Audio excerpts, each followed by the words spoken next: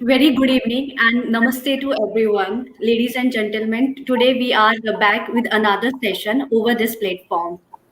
Today our topic is relating to a taxation of partnership firm and association of AOP in accordance to a latest rule and according circular.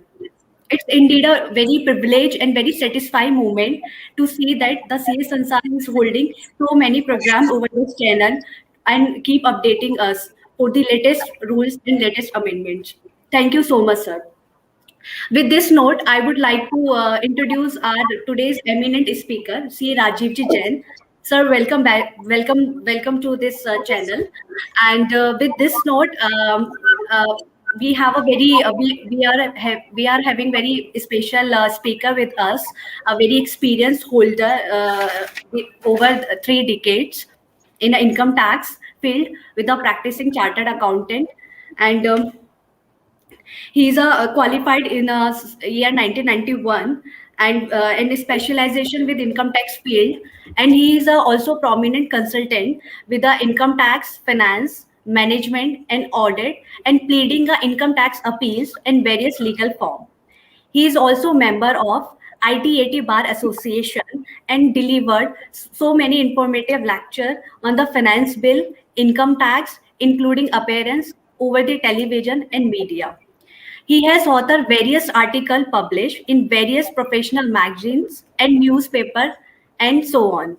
And he is also awarded a best speaker of NIRC by ICI.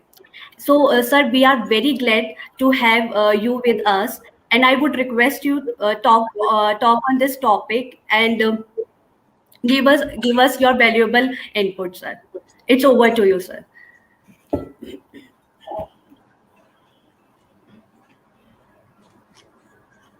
Thank you, Ruchi Khandelwal. हाँ sir, 1 minute मैं भी बोल लूं. I think वो she forget. Okay, so thank you, sir.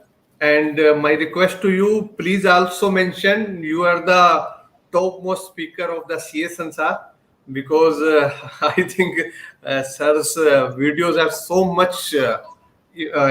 You can say that so much likes and so much views on the CS Sansar YouTube channel. I think more than 45,000 views are there. So anyway, so first of all, a warm welcome to all of you at today's very, very important webinar on this association of partnership, taxation of partnership, taxation of AOP with latest CBDT notification. And my sincere thanks to Rajiv ji for accepting our invitation. And even thanks are a small word, because whenever we need, he is always available, even with a short span of time. Last time when one important topic was there on section 194Q, interplay with section 206 TDS and TCS. At that time, we have also discussed, and that's the such a hot topic and the very important video on the YouTube. And today's also, I think it on 1st or 2nd July, CBDT issued the guidelines for taxation of partnership, and they have also amended section 9B and section 45(4). And after that, we have received many queries, many requests. Please organize a webinar on this topic, because people were confused. And even at this pandemic time, in this corona time, we have lost our esteemed members, and many partnership firms, either it's dissolved or don't know what's their status is there and how it will be taxed. So many issues are there. Even if some partners want to exit the firm, then what will be the status of the firm? So for that, Rajiv ji will guide us. So thank you very much, Rajiv ji. My sincere thanks to you, and thanks to all of you. And please, my request to all of you, please don't write your name, address, because this is not certificate webinar. That's another one. We'll start at 6:30. So if you have any queries, you can post it, and only you can upgrade your knowledge. So once again, my sincere thanks to Rajiv ji. And now over to you. Thank you, sir. CA Vivek Khurana ji, founder of CASansar.com, CA Ruchi Khandelwal, conducting this webinar. My fellow professional colleagues who are watching this live webinar, ladies and gentlemen. First of all, I convey my thanks to Vivek Khurana ji and entire team of CASansar.com for inviting me and giving me another opportunity to come here amongst all of you. And before I go to my subject and start my subject, my best wishes to Vivek Khurana ji. और अभी starting में मैं आपको wish कर देता हूँ for your Endeavour. आप professional service कर रहे हो एंड आई होप दैट आप जो प्रोफेशनल सर्विस कर रहे हो प्रोफेशन की, इट इज़ वेल रिवार्डेड. और जो आपका, because this is YouTube lecture और बहुत सारे चार्टर्ड अकाउंटेंट साथी हमारे देख रहे हैं, तो आप सभी विवेक खुराना जी को बड़ी अच्छी सी प्रेफरेंस आने वाले इलेक्शन में दीजिएगा. हालांकि this is not a election platform, but all deserving person should be there. तो इस बात के साथ अब मैं आज के टॉपिक पे आता हूँ. Today's topic is taxation of partnership firm, association of persons. और एक दो नए सेक्शन इस साल बजट में हमारे पास आए, सेक्शन 9B, सेक्शन 45, सेक्शन 4, और एक सेक्शन आया 48 क्लॉज 3 आए इस बजट में, but they were applicable from assessment year 2021-20, यानी कि ये जो साल खत्म हो गया मार्च 21 का, उस साल से एप्लीकेबल है.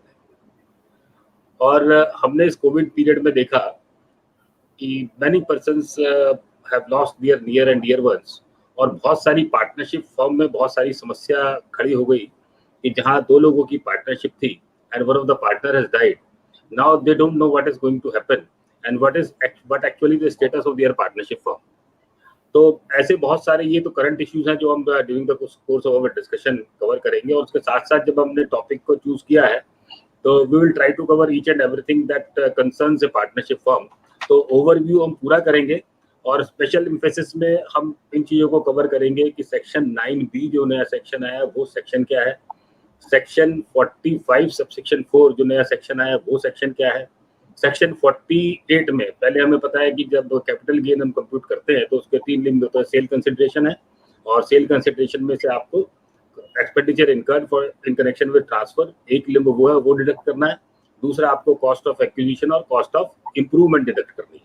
अब वहां पर एक थर्ड लिंब ऐड कर दिया है जो आपको फुल वैल्यू ऑफ कंसिडरेशन में से रिड्यूस करना है. तो वो क्या चीज है? 2 जुलाई को एक सर्कुलर नंबर 14, 2 जुलाई को आया circular number 14, that is with respect to section 9B and section 45 subsection 4. और उसके बाद 2 रूल नोटिफाई हुए 2 जुलाई को ही. सेक्शन रूल नंबर 8AA में सब रूल 5 इंसर्ट हुआ, और रूल 8AB ये रूल इंसर्ट हुआ इन द रूल बुक्स, और एक नया form number 5C pertaining to partnership firms ये नया आ गया. तो ये 9B 45-4 circular number 14, rule number 8AA, सब रूल 5, रूल नंबर 8AB, ये सारी चीजें आज हम समझेंगे. और साथ में समझेंगे कि जिन पार्टनरशिप फर्म्स में पार्टनर्स की डेथ हो गई तो उन पार्टनरशिप फर्म्स का एक्चुअली में स्टेटस क्या होगा. और ये जो नई टैक्स लायबिलिटी सेक्शन 9B में आई है और सेक्शन 45-4 में आई है, ये उन फर्म्स को किस तरीके से इम्पैक्ट करेगी. तो ये पूरे के पूरी चीजें आज हम समझेंगे. राइट, तो एक ओवरव्यू समझ लेते हैं कि आज हमारे पूरे टॉपिक में हम कौन कौन से सेक्शन को टच करने वाले हैं और कौन कौन से सेक्शन हमें टच करेंगे. ये सेक्शन मैं इसलिए डिस्कशन कर रहा हूँ तो जिससे कि यदि कोई सेक्शन अगर मुझसे आज कवर करने में छूट भी जाए तो at least at your back and आप उस सेक्शन को टच करके पढ़ के और आप अपने कंक्लूजन ड्रॉ कर सकते. राइट, तो सबसे पहला सेक्शन है सेक्शन 2 सबसेक्शन 23. ये डिफाइन करता है फर्म को कि फर्म क्या होती है. तो यहाँ अगर कहता है firm means partnership firm as per partnership act 1932 और a limited liability partnership under LLP act 2008. तो फर्म दोनों होती है, फर्म में पार्टनरशिप फर्म भी आती है और LLP भी आती है. राइट, लेकिन क्या पार्टनरशिप फर्म वाली फर्म और LLP दोनों का स्टेटस एक है? द आंसर इज नो, दोनों का स्टेटस डिफरेंट है. LLP is a body corporate, LLP is a separate legal entity, right?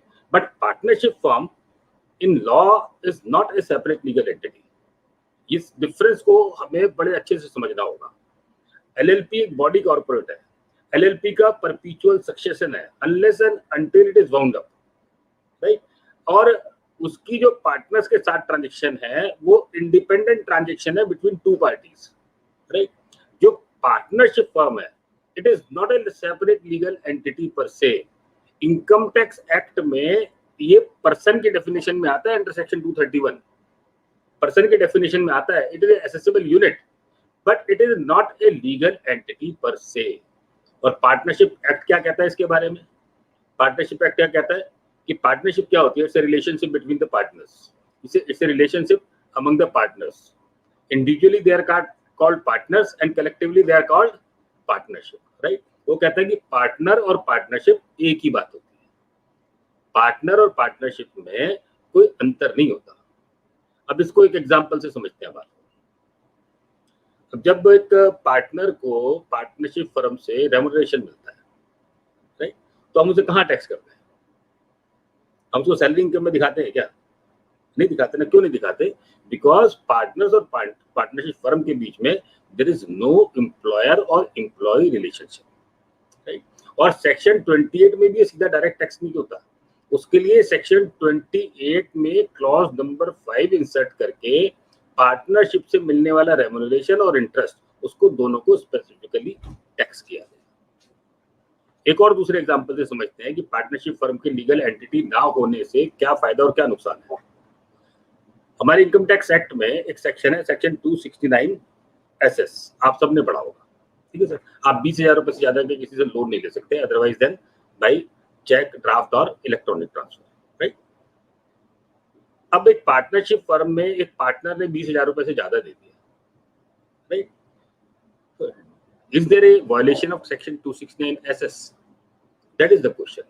तो यहाँ पर दिल्ली हाई कोर्ट ने CIT versus Muthoot Financiers 55taxman.com 202 ये कहा नहीं, पार्टनर्स और पार्टनरशिप दोनों एक ही बात है, कोई अंतर नहीं है. ये दोनों अलग अलग एंटिटी नहीं है. पार्टनरशिप फर्म एक एसेसिबल यूनिट जरूर है but it is not a separate legal entity. तो पार्टनरशिप फर्म ने जब पार्टनर से पैसा रिसीव किया तो उसके ऊपर 269 SS अप्लाई नहीं होगा, right? In the same manner Supreme Court का जजमेंट है CIT versus RM Chidambaram Pillai 106 ITR 292. वो क्या कहता है? Partnership is not a separate legal entity and therefore there is no separate identification between partners and partnership firm, right? तो ये बात हमें समझ में आ गई कि पार्टनरशिप फर्म की जब हम बात करते हैं और LLP की बात करते हैं तो दोनों के स्टेटस में जमीन आसमान का अंतर है. There are number of judgements of other courts also जो कहते हैं कि पार्टनरशिप और पार्टनरशिप फर्म दोनों में एक ही बात है. यदि पार्टनर्स अपनी पार्टनरशिप फर्म से कोई ट्रांजेक्शन करते हैं, उससे कोई पैसा निकालते हैं, और अगर मैं आर्ग्यू करूं, अभी हमने बात की सेक्शन 269 SS की, तो क्या एक for the sake of argument हम बात करते हैं कि क्या सेक्शन 269 ST जो 2 लाख रुपए से ज्यादा की आप कैश रिसीव नहीं कर सकते, does it apply on partnership firm और पार्टनर? पार्टनरशिप फर्म से पैसा विड्रॉ करता है या पार्टनर पार्टनरशिप फर्म को पैसा देता है? क्या इन बोथ केसेस में सेक्शन 269 ST ट्रिगर होगा कि नहीं होगा? अगर हम दिल्ली हाई कोर्ट की जजमेंट से जाएंगे तो सेक्शन 269 ST ट्रिगर नहीं हो सकता, right? Because partner and partnership firm are the same persons. Partner जब भी पार्टनरशिप फर्म से पैसा निकालता है तो अपना पैसा निकालता है, पार्टनरशिप फर्म को जब पैसा देता है तो अपना पैसा देता है. तो they are not considered as two separate legal persons, ठीक है? तो ये बेसिक डिफरेंस है. सेक्शन 223 को जब हम समझेंगे तो LLP में और पार्टनरशिप फर्म में दोनों में अंतर है. फिर हमने पढ़ा सेक्शन 231. सेक्शन 231 बात करता है पर्सन के डेफिनेशन की, और पर्सन का मतलब यहाँ पर है accessible unit income tax act के हिसाब से. तो इनकम टैक्स एक्ट के हिसाब से फर्म और AOP ये दोनों अलग अलग पर्सन हैं और दोनों का असेसमेंट एज ए फर्म होगा और एज एसोसिएशन ऑफ पर्सन होगा, राइट? अब ये एसोसिएशन ऑफ पर्सन क्या होती है? ये कौन सी एसोसिएशन ऑफ पर्सन की बात कर रहे हैं? आज जब हम पार्टनरशिप फर्म के साथ डिस्कशन कर रहे हैं तो हम कौन सी एसोसिएशन ऑफ पर्सन की बात कर रहे हैं? We are not talking of a company. Company is also an association of person. right? We are not talking about a cooperative society. Cooperative society is also a association of person. We are not talking about a society registered under section under registration of societies act 1860. हम उसकी बात नहीं कर रहे, वो सारे legal bodies है, वो इनकॉर्पोरेटेड बॉडीज है, right? They are body corporates. लेकिन we are talking about association of persons where 2 or more persons have joined together for a business activity or a profit generating activity. हम उस association of person की बात कर रहे हैं, उस body of individual की बात कर रहे हैं जहां 2 या 2 से ज्यादा लोग एक साथ मिल गए हैं प्रॉफिट कमाने के लिए या किसी बिजनेस को करने के लिए, राइट? तो आज हम जो बात करेंगे, फर्म की बात करेंगे, पार्टनरशिप फर्म की बात करेंगे, एओपी की बात करेंगे, बॉडी ऑफ इंडिविजुअल की बात करेंगे. अब आप पूछोगे सर ये जरा बताते चलो कि एओपी में और बॉडी ऑफ इंडिविजुअल में क्या अंतर होता है. एक क्वेश्चन आता है ना कि सर ये एओपी क्या होती है और बॉडी ऑफ इंडिविजुअल क्या होती है. अब नाम से स्पष्ट है, बॉडी ऑफ इंडिविजुअल क्या होती है, जो इंडिविजुअल्स की बॉडी है, उसमें इंडिविजुअल के अलावा और कोई मेंबर नहीं हो सकता. एसोसिएशन ऑफ पर्सन में क्या होता है, anybody can be A member. एक कंपनी भी मेंबर हो सकती है उसकी, ठीक है, एक दूसरी एओपी भी उसकी मेंबर हो सकती है. कोई भी लीगल पर्सन है that can become a member of association of person. तो बाय एंड लार्ज हम दोनों को एक साथ वर्ड को यूज करते हैं, बीओआई एंड एओपी. लेकिन ये जो थिन लाइन ऑफ डिमार्केशन है दोनों की, एओपी में a person other than individual can also be A member, but in A BOI all member should be individual. ठीक है, अदरवाइज ये इंटरचेंजेबल टर्म है एओपी एंड बीओआई. फिर पार्टनरशिप फर्म को सेक्शन 28 रोमन 1, यहाँ पर profit and gains from business ये आपके टैक्सेबल होते हैं. अब ये सारी पार्टनरशिप फर्म के प्रॉफिट इसी सेक्शन के अंदर टैक्सेबल होते हैं, लेकिन यहाँ पर एक नई डीमिंग फिक्शन क्रिएट हुई है जो सेक्शन 9B से आई है, उसको अभी हम पढ़ेंगे. ठीक है, सेक्शन 28 क्लॉज नंबर 5 रोमन 5 जो पार्टनर्स का interest remuneration receive from partnership firm जो 40B की लिमिट के अंदर है. क्लॉज सेक्शन 40 स्मॉल b, वहां पर क्या लिखा है कि आपको कितना इंटरेस्ट अलाउ होगा और कितना आपको सैलरी अलाउ होगी. तो जो उस लिमिट के अंदर वो आपको पार्टनर को वहां से इनकम आएगी पार्टनरशिप फर्म से, that will be allowed as a deduction to the partnership firm, right? और यहाँ पर पार्टनर के हाथ में वो टैक्सेबल हो जाएगी अंडर सेक्शन 28 क्लॉज 5.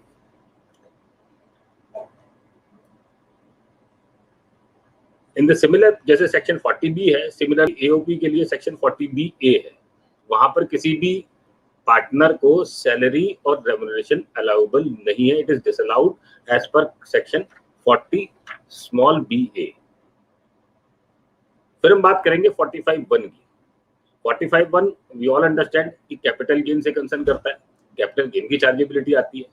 लेकिन इस साल से फ्रॉम असेसमेंट ईयर 21-22 जब मैं बात कर रहा हूँ इस साल की, इस बात को समझना बहुत जरूरी है. ये जो सेक्शन 9B आए हैं, सेक्शन 45 सब सेक्शन 4 आया है, ये जो दो नई चार्जेबिलिटी है, ये जो दोनों सेक्शन है, they are applicable from assessment year 21-22. यानी जो मार्च का साल खत्म हो गया है, इसके ऊपर ये दोनों सेक्शन अप्लाई करेंगे. इस बात को हमें अच्छे से समझ लेना है, ये पुराने वाली बात नहीं है. अब नॉर्मली जो अमेंडमेंट आते हैं, जो फाइनेंस एक्ट 2021 में जो अमेंडमेंट आएगा, normally it would have applied from assessment year 22-23. लेकिन यहाँ पर जो अमेंडमेंट है ये रेट्रोस्पेक्टिव इफेक्ट से एप्लीकेबल है. यानी 1 अप्रैल 2020 के बाद की जो ट्रांजेक्शन है ये उसके ऊपर अप्लाई करेगा. तो 45 सबसेक्शन 1 में पार्टनरशिप फर्म के लिए और एओपी के लिए एक नई आइटम ऐड हो गई है जिसको हम लेटर ऑन डिस्कशन करेंगे. सेक्शन 45 सबसेक्शन 3, इसको भी मैं अभी टच करूंगा जब इस पूरे सेक्शन की हिस्ट्री को टच करूंगा. 45(4) के साथ इसको टच करके और 9B के साथ टच करके इसको दोबारा से पढ़ेंगे. सेक्शन 45 सबसेक्शन 4, इसको मैं अभी लेटर पार्ट में डिटेल में कवर करूंगा. सेक्शन 47 क्लॉज नंबर 2, ये 1987 में रिपील हो गया था, लेकिन ये इंपॉर्टेंट है इस पूरी बेसिक अंडरस्टैंडिंग को समझने के लिए. आप कहोगे कि आज तो स्टैच्यू बुक्स में सेक्शन है नहीं, तो आज क्यों पढ़ा रहे हो, आज इसको क्यों डिस्कशन कर रहे हैं? लेकिन इसको डिस्कशन करने से हमें सेक्शन 9B की पूरी बैकग्राउंड समझ में आएगी.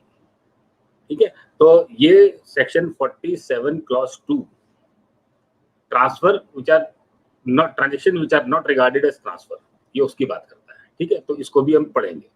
सेक्शन 48 में जो थर्ड लिंब ऐड हुआ है इसको अभी पढ़ेंगे हम लोग. फिर हमने देखा सेक्शन 10(2)(a), एक पार्टनर को जो शेयर ऑफ प्रॉफिट आता है from the partnership firm, it is exempt under section 10(2)(a। अब एओपी से जो शेयर ऑफ प्रॉफिट आता है, क्या उसकी एग्जेम्पशन हमें कौन से सेक्शन में मिलती है? 10(2)(a) में मिलती है? The answer is no.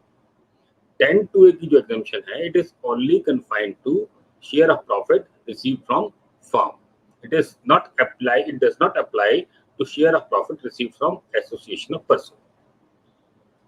And we all know कि बहुत सारी association of persons ऐसी होती हैं which are taxed at maximum marginal rate. अब उनसे जो प्रॉफिट आता है वो कहां पर जाकर टैक्सेबल होगा, ये क्वेश्चन खड़ा हो गया। क्या वो एग्जेम्प्ट होगा, क्या वो टैक्सेबल होगा? तो इसके लिए हमें पढ़ने पड़ेंगे 4 section, section 86, section 110, section 67 capital A और सेक्शन 167 कैपिटल बी।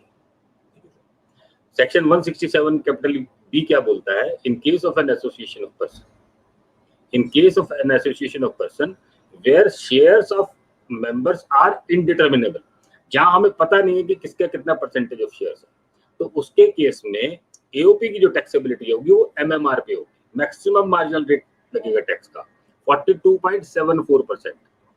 और उसके बाद जो प्रॉफिट डिस्ट्रीब्यूट होगा अमंग द मेंबर्स वो सेक्शन 86 में जाके एग्जेम्प्ट हो जाएगा, उसकी टैक्सेबल इनकम में जाकर इंक्लूड नहीं होगा, राइट। दूसरा situation where shares of the members are determinable, members के शेयर्स हमें मालूम है, right, but income of the member, income of any of the member exceed the maximum amount not chargeable to tax. किसी भी एक member की income 2.5 lakh रुपए से ज्यादा है तब भी उसको एमएमआर लगेगा, और जब उसको एमएमआर लगेगा तो उसकी इनकम सेक्शन 86 में आके जब वो शेयर ऑफ प्रॉफिट आएगा मेंबर के हाथ में तो वो आपका एग्जेम्प्ट हो जाएगा, राइट। अब फिर वो आई तीसरी बात, जहां पर जो मेंबर की इनकम है it does not exceed the maximum amount not chargeable to tax, तो उस शेयर में सेक्शन 67A में उसका प्रोसीजर दिया है कि वो किस तरीके से इनकम में जाएगा, मेंबर की कितनी इनकम मेंबर की इनकम में जाएगी, राइट। और सेक्शन 110 में पहले वो इनकम उसकी टोटल इनकम में इंक्लूड हो जाएगी और फिर उसका एवरेज रेट ऑफ टैक्सेशन से ज्यादा जो वो एसएससी है, जो वो मेंबर है, उस मेंबर का उस इनकम को मिला के जो एवरेज रेट ऑफ टैक्सेशन है उससे ज्यादा उसको टैक्सेशन नहीं मिलता, उसकी छूट लगेगी उसको सेक्शन 110 में, ठीक है सर। तो ये हमने एओपी का मोटा मोटा पूरी बातें समझी। इसके अलावा सेक्शन 184, सेक्शन 184 एंड सेक्शन 185 ये क्या कहता है कि जब भी कोई पार्टनरशिप फर्म होगी it has to be evidenced by an instrument. जब भी कोई पार्टनरशिप फर्म बनेगी तो पार्टनरशिप फर्म ओरल नहीं हो सकती, पार्टनरशिप फर्म ओरल नहीं हो सकती। इन the same manner section 5 of partnership act 1932 also says that partnership is a contract, partnership is not a status, ये कॉन्ट्रैक्ट है and contract has to be in writing. तो जब भी हम पार्टनरशिप फर्म की बात करेंगे तो पार्टनरशिप फर्म आपकी राइटिंग में होगी। आपकी एसोसिएशन ऑफ पर्सन ओरल हो सकती है, बॉडी ऑफ इंडिविजुअल ओरल हो सकती है, बट पार्टनरशिप जो है वो आपकी कभी भी ओरल नहीं हो सकती, ठीक है सर। सेक्शन 184 का भी मैंडेट यही है। और उसके बाद जब कभी रिकंस्टिट्यूशन होगा पार्टनरशिप फर्म का, then also it has to be evidence by an instrument. Reconstitution का मतलब क्या हुआ, आपकी फर्म में कोई नया पार्टनर आ गया लेकिन पुराना कोई पार्टनर साथ में कंटिन्यू कर रहा है, आपकी पार्टनरशिप फर्म से कोई पार्टनर चला गया लेकिन पुराना कोई पार्टनर कंटिन्यू कर रहा है, या फिर आपकी एग्जिस्टिंग पार्टनर्स की प्रॉफिट शेयरिंग रेशियो चेंज हो जाए, इसको बोलते हैं रिकंस्टिट्यूशन, राइट। तो पार्टनरशिप का अगर रिकंस्टिट्यूशन हो, पार्टनरशिप का फॉर्मेशन हो या फिर पार्टनरशिप का डिसोल्यूशन, ठीक है, they have to be evidenced by an instrument except for a dissolution which is there due to operation of law. Operation of law की वजह से यदि कोई पार्टनरशिप फर्म डिसॉल्व हो जाए तो वो उसका एक्सेप्शन है, otherwise whether it is formation of a partnership और whether it is reconstitution of partnership or whether it is dissolution of partnership, it has to be evidenced by an instrument, ठीक है sir. अब यहाँ पर हमारा Indian stamp act 1899 बीच में आ गया, वो कहता है सर पार्टनरशिप डीड जो है ना इसके ऊपर आपको स्टैंप ड्यूटी देनी है। पार्टनरशिप डीड के ऊपर आपको स्टैंप ड्यूटी देनी है। और सेक्शन 35 क्या कहता है? Unless and until that stamp duty is paid, ये जो आपका रिटर्न एग्रीमेंट है ना, ये जो आपका रिटर्न एग्रीमेंट है, it can not be used as evidence. बात समझ में आ गई? क्लियर हो गया? यानी कि पार्टनरशिप फर्म के लिए आपके पास लिखित एग्रीमेंट होना चाहिए, चाहे वो फॉर्मेशन का हो, डिसोल्यूशन का हो या रिकंस्टिट्यूशन का हो। It's stamp duty must have been paid. ठीक है सर। अब शॉर्टफॉल हो गया स्टैंप ड्यूटी का, तो क्या हमारा एग्रीमेंट इनवैलिड हो जाएगा? द आंसर इज नो, क्योंकि जो स्टैंप ड्यूटी का शॉर्टफॉल है, इट्स ए कंडोनेबल डिफॉल्ट। आप सेक्शन 35 में कंट्रोलर ऑफ स्टैंप ड्यूटी के पास जाएंगे और अपने उस स्टैंप ड्यूटी के डिफॉल्ट को आप कंडोन करा सकते हैं, और उसमें 10 टाइम्स ऑफ स्टैंप ड्यूटी देनी पड़ती है, राइट? तो ये आपको ध्यान रखना है इस बात का, if there is a shortfall in payment of stamp duty is does not make your document illegal, और ये आपका कंडोनेबल डिफॉल्ट है, जो under section 35 of Indian Stamp Act 1899 आप कंट्रोलर ऑफ स्टैंप ड्यूटी के पास जाएंगे और आपका जितना भी शॉर्टफॉल है आप उसको पे कर देंगे, वो आपसे maximum 10 times of the stamp duty payable वो आपसे चार्ज कर सकता है। और ये जो स्टैंप ड्यूटी लगती है पार्टनरशिप डीड के ऊपर, ये हर स्टेट का अलग अलग रेट है। दिल्ली का अलग रेट है, महाराष्ट्र का अलग रेट है, हर स्टेट, उत्तर प्रदेश का अलग रेट है, तो हर स्टेट के लिए स्टैंप ड्यूटी पेमेंट के लिए अलग रेट है।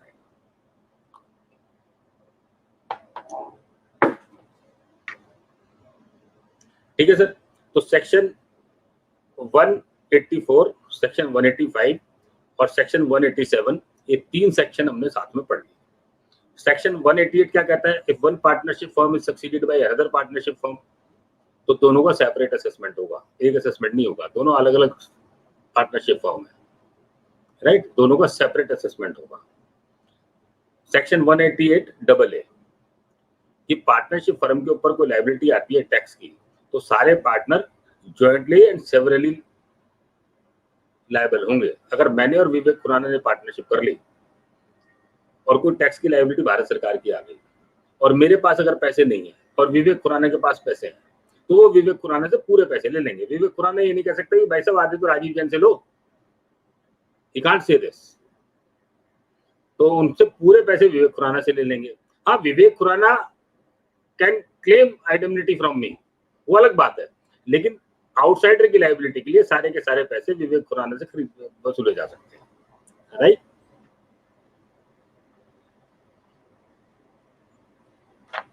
और सेक्शन 189, ये सेक्शन बहुत इंपॉर्टेंट है हमें समझने के लिए पार्टनरशिप फर्म के लिए।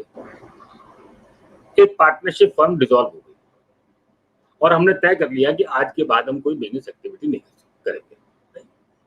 अब पार्टनरशिप डिसॉल्व होने के बाद जो हमारी अनसेटल्ड आइटम्स हैं इन अवर बैलेंस शीट, अनसेटल्ड आइटम्स, हमने कहा कि आज के बाद हम सेल नहीं करेंगे, पार्टनरशिप डिसॉल्व हो गई, हम आज के बाद कोई इनकम जनरेटिंग एक्टिविटी नहीं करेंगे, ठीक है?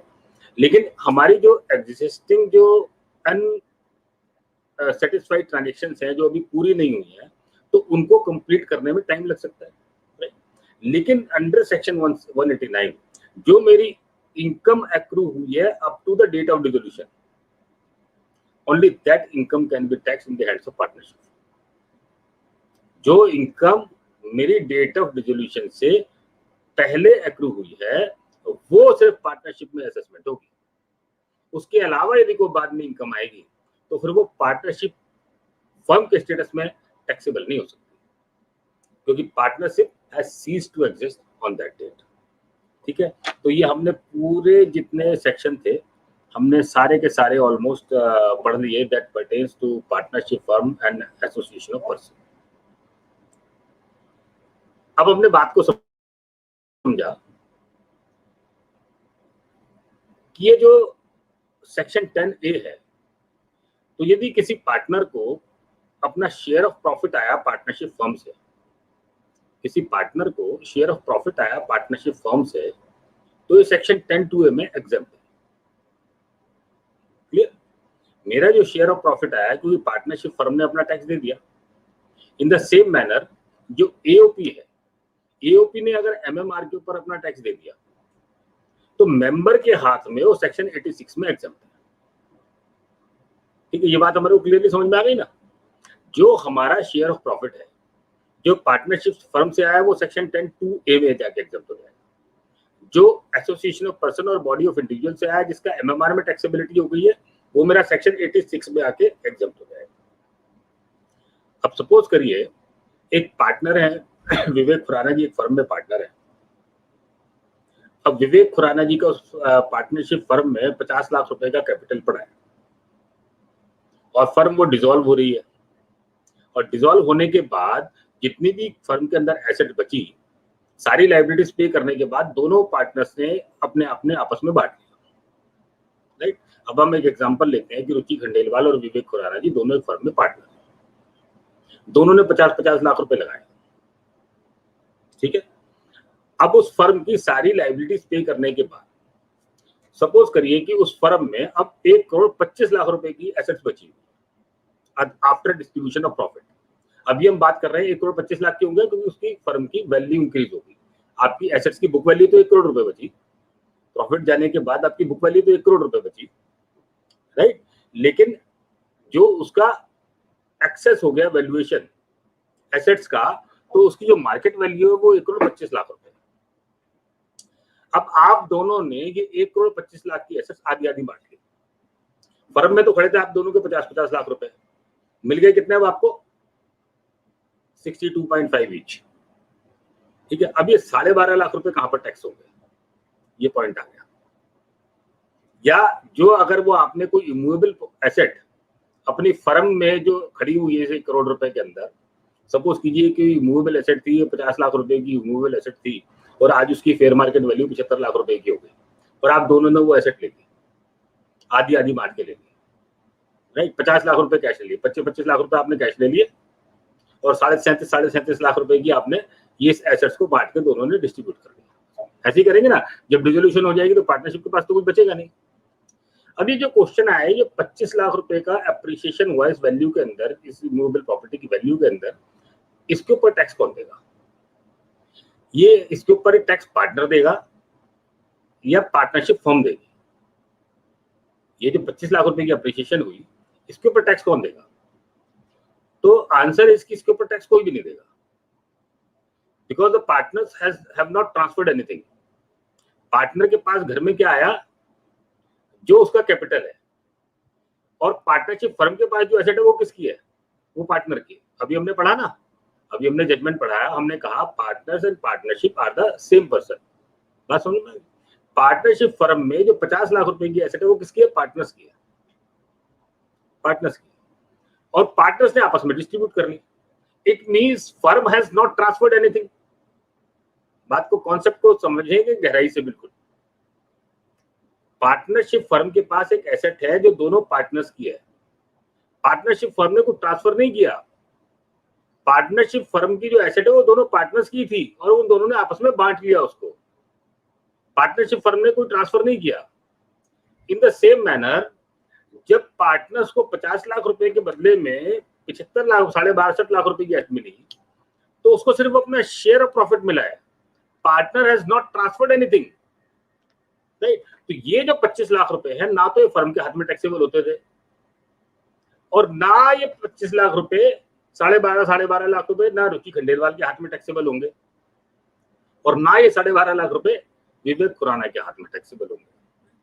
अब यहां पर मैंने कहा था कि एक सेक्शन 47 सबसेक्शन 2 पढ़ूंगा, transactions which are not regarded as transfer. तो ये जो section 47 clause 2, this section was repealed in 1987। 1987 में इसको हटा दिया था। 47 क्लॉज 1 ये बात करता है distribution of assets bye HUF. HUF कोई एसेट्स को डिस्ट्रीब्यूट करता है अपने मेंबर्स को, तो वो मेंबर्स के हाथ में जाके टैक्सेबल नहीं होती। इन द सेम मैनर ये सेक्शन था स्टैट्यूट बुक में under the income tax act 47 clause 2, ये कहता था distribution of capital asset among the partners is not a taxable event, और ये ट्रांसफर नहीं है। ठीक है, तो इस सेक्शन की वजह से ये जो 12.5 लाख रुपए का, जो 25 लाख रुपए का वैल्यू इंक्रीज हुआ पार्टनरशिप फर्म के हाथ में, या 12.5 लाख जो विवेक खुराना को मिले और 12.5 लाख रुपए जो रुचि खंडेलवाल को मिले, ये 1987 तक एग्जेम्प्ट थे, इस पर कोई टैक्स नहीं था।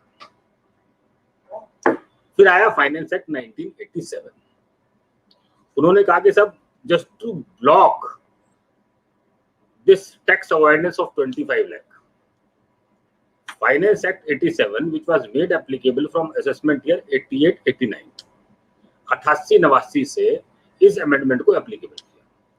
और इस अमेंडमेंट को एप्लीकेबल करते समय उन्होंने सब क्या कहा कि क्यों ला रहे हैं amendment, just in order to block tax avoidance, in order to block tax avoidance. अब उसके लिए एक उन्होंने अमेंडमेंट किया, 3 बदलाव किए। सेक्शन 47 क्लॉज 2 को रिपील कर दिया, हटा दिया। सेक्शन 45 सबसेक्शन 3 को इंसर्ट किया, डीमिंग फिक्शन क्रिएट किया। सेक्शन 45 सबसेक्शन 4 ये इंसर्ट किया, एक और डीमिंग फिक्शन क्रिएट किया, इस 25 लाख रुपए को टैक्स करने के लिए। अब इस 25 लाख रुपए में डबल टैक्सेशन नहीं लगेगा। अब ये 25 लाख रुपए या तो 12.5 लाख रुपए रुचि खंडेलवाल के हाथ में टैक्सेबल होंगे, या 12.5 लाख रुपए विवेक खुराना के हाथ में टैक्सेबल होंगे, या फिर ये 25 लाख रुपए पार्टनरशिप फर्म के हाथ में टैक्सेबल होंगे। 50 लाख रुपए तो टैक्स नहीं हो सकते ना, 25 लाख रुपए अल्टीमेटली गवर्नमेंट को टैक्स करना है, दैट इज द ऑब्जेक्टिव।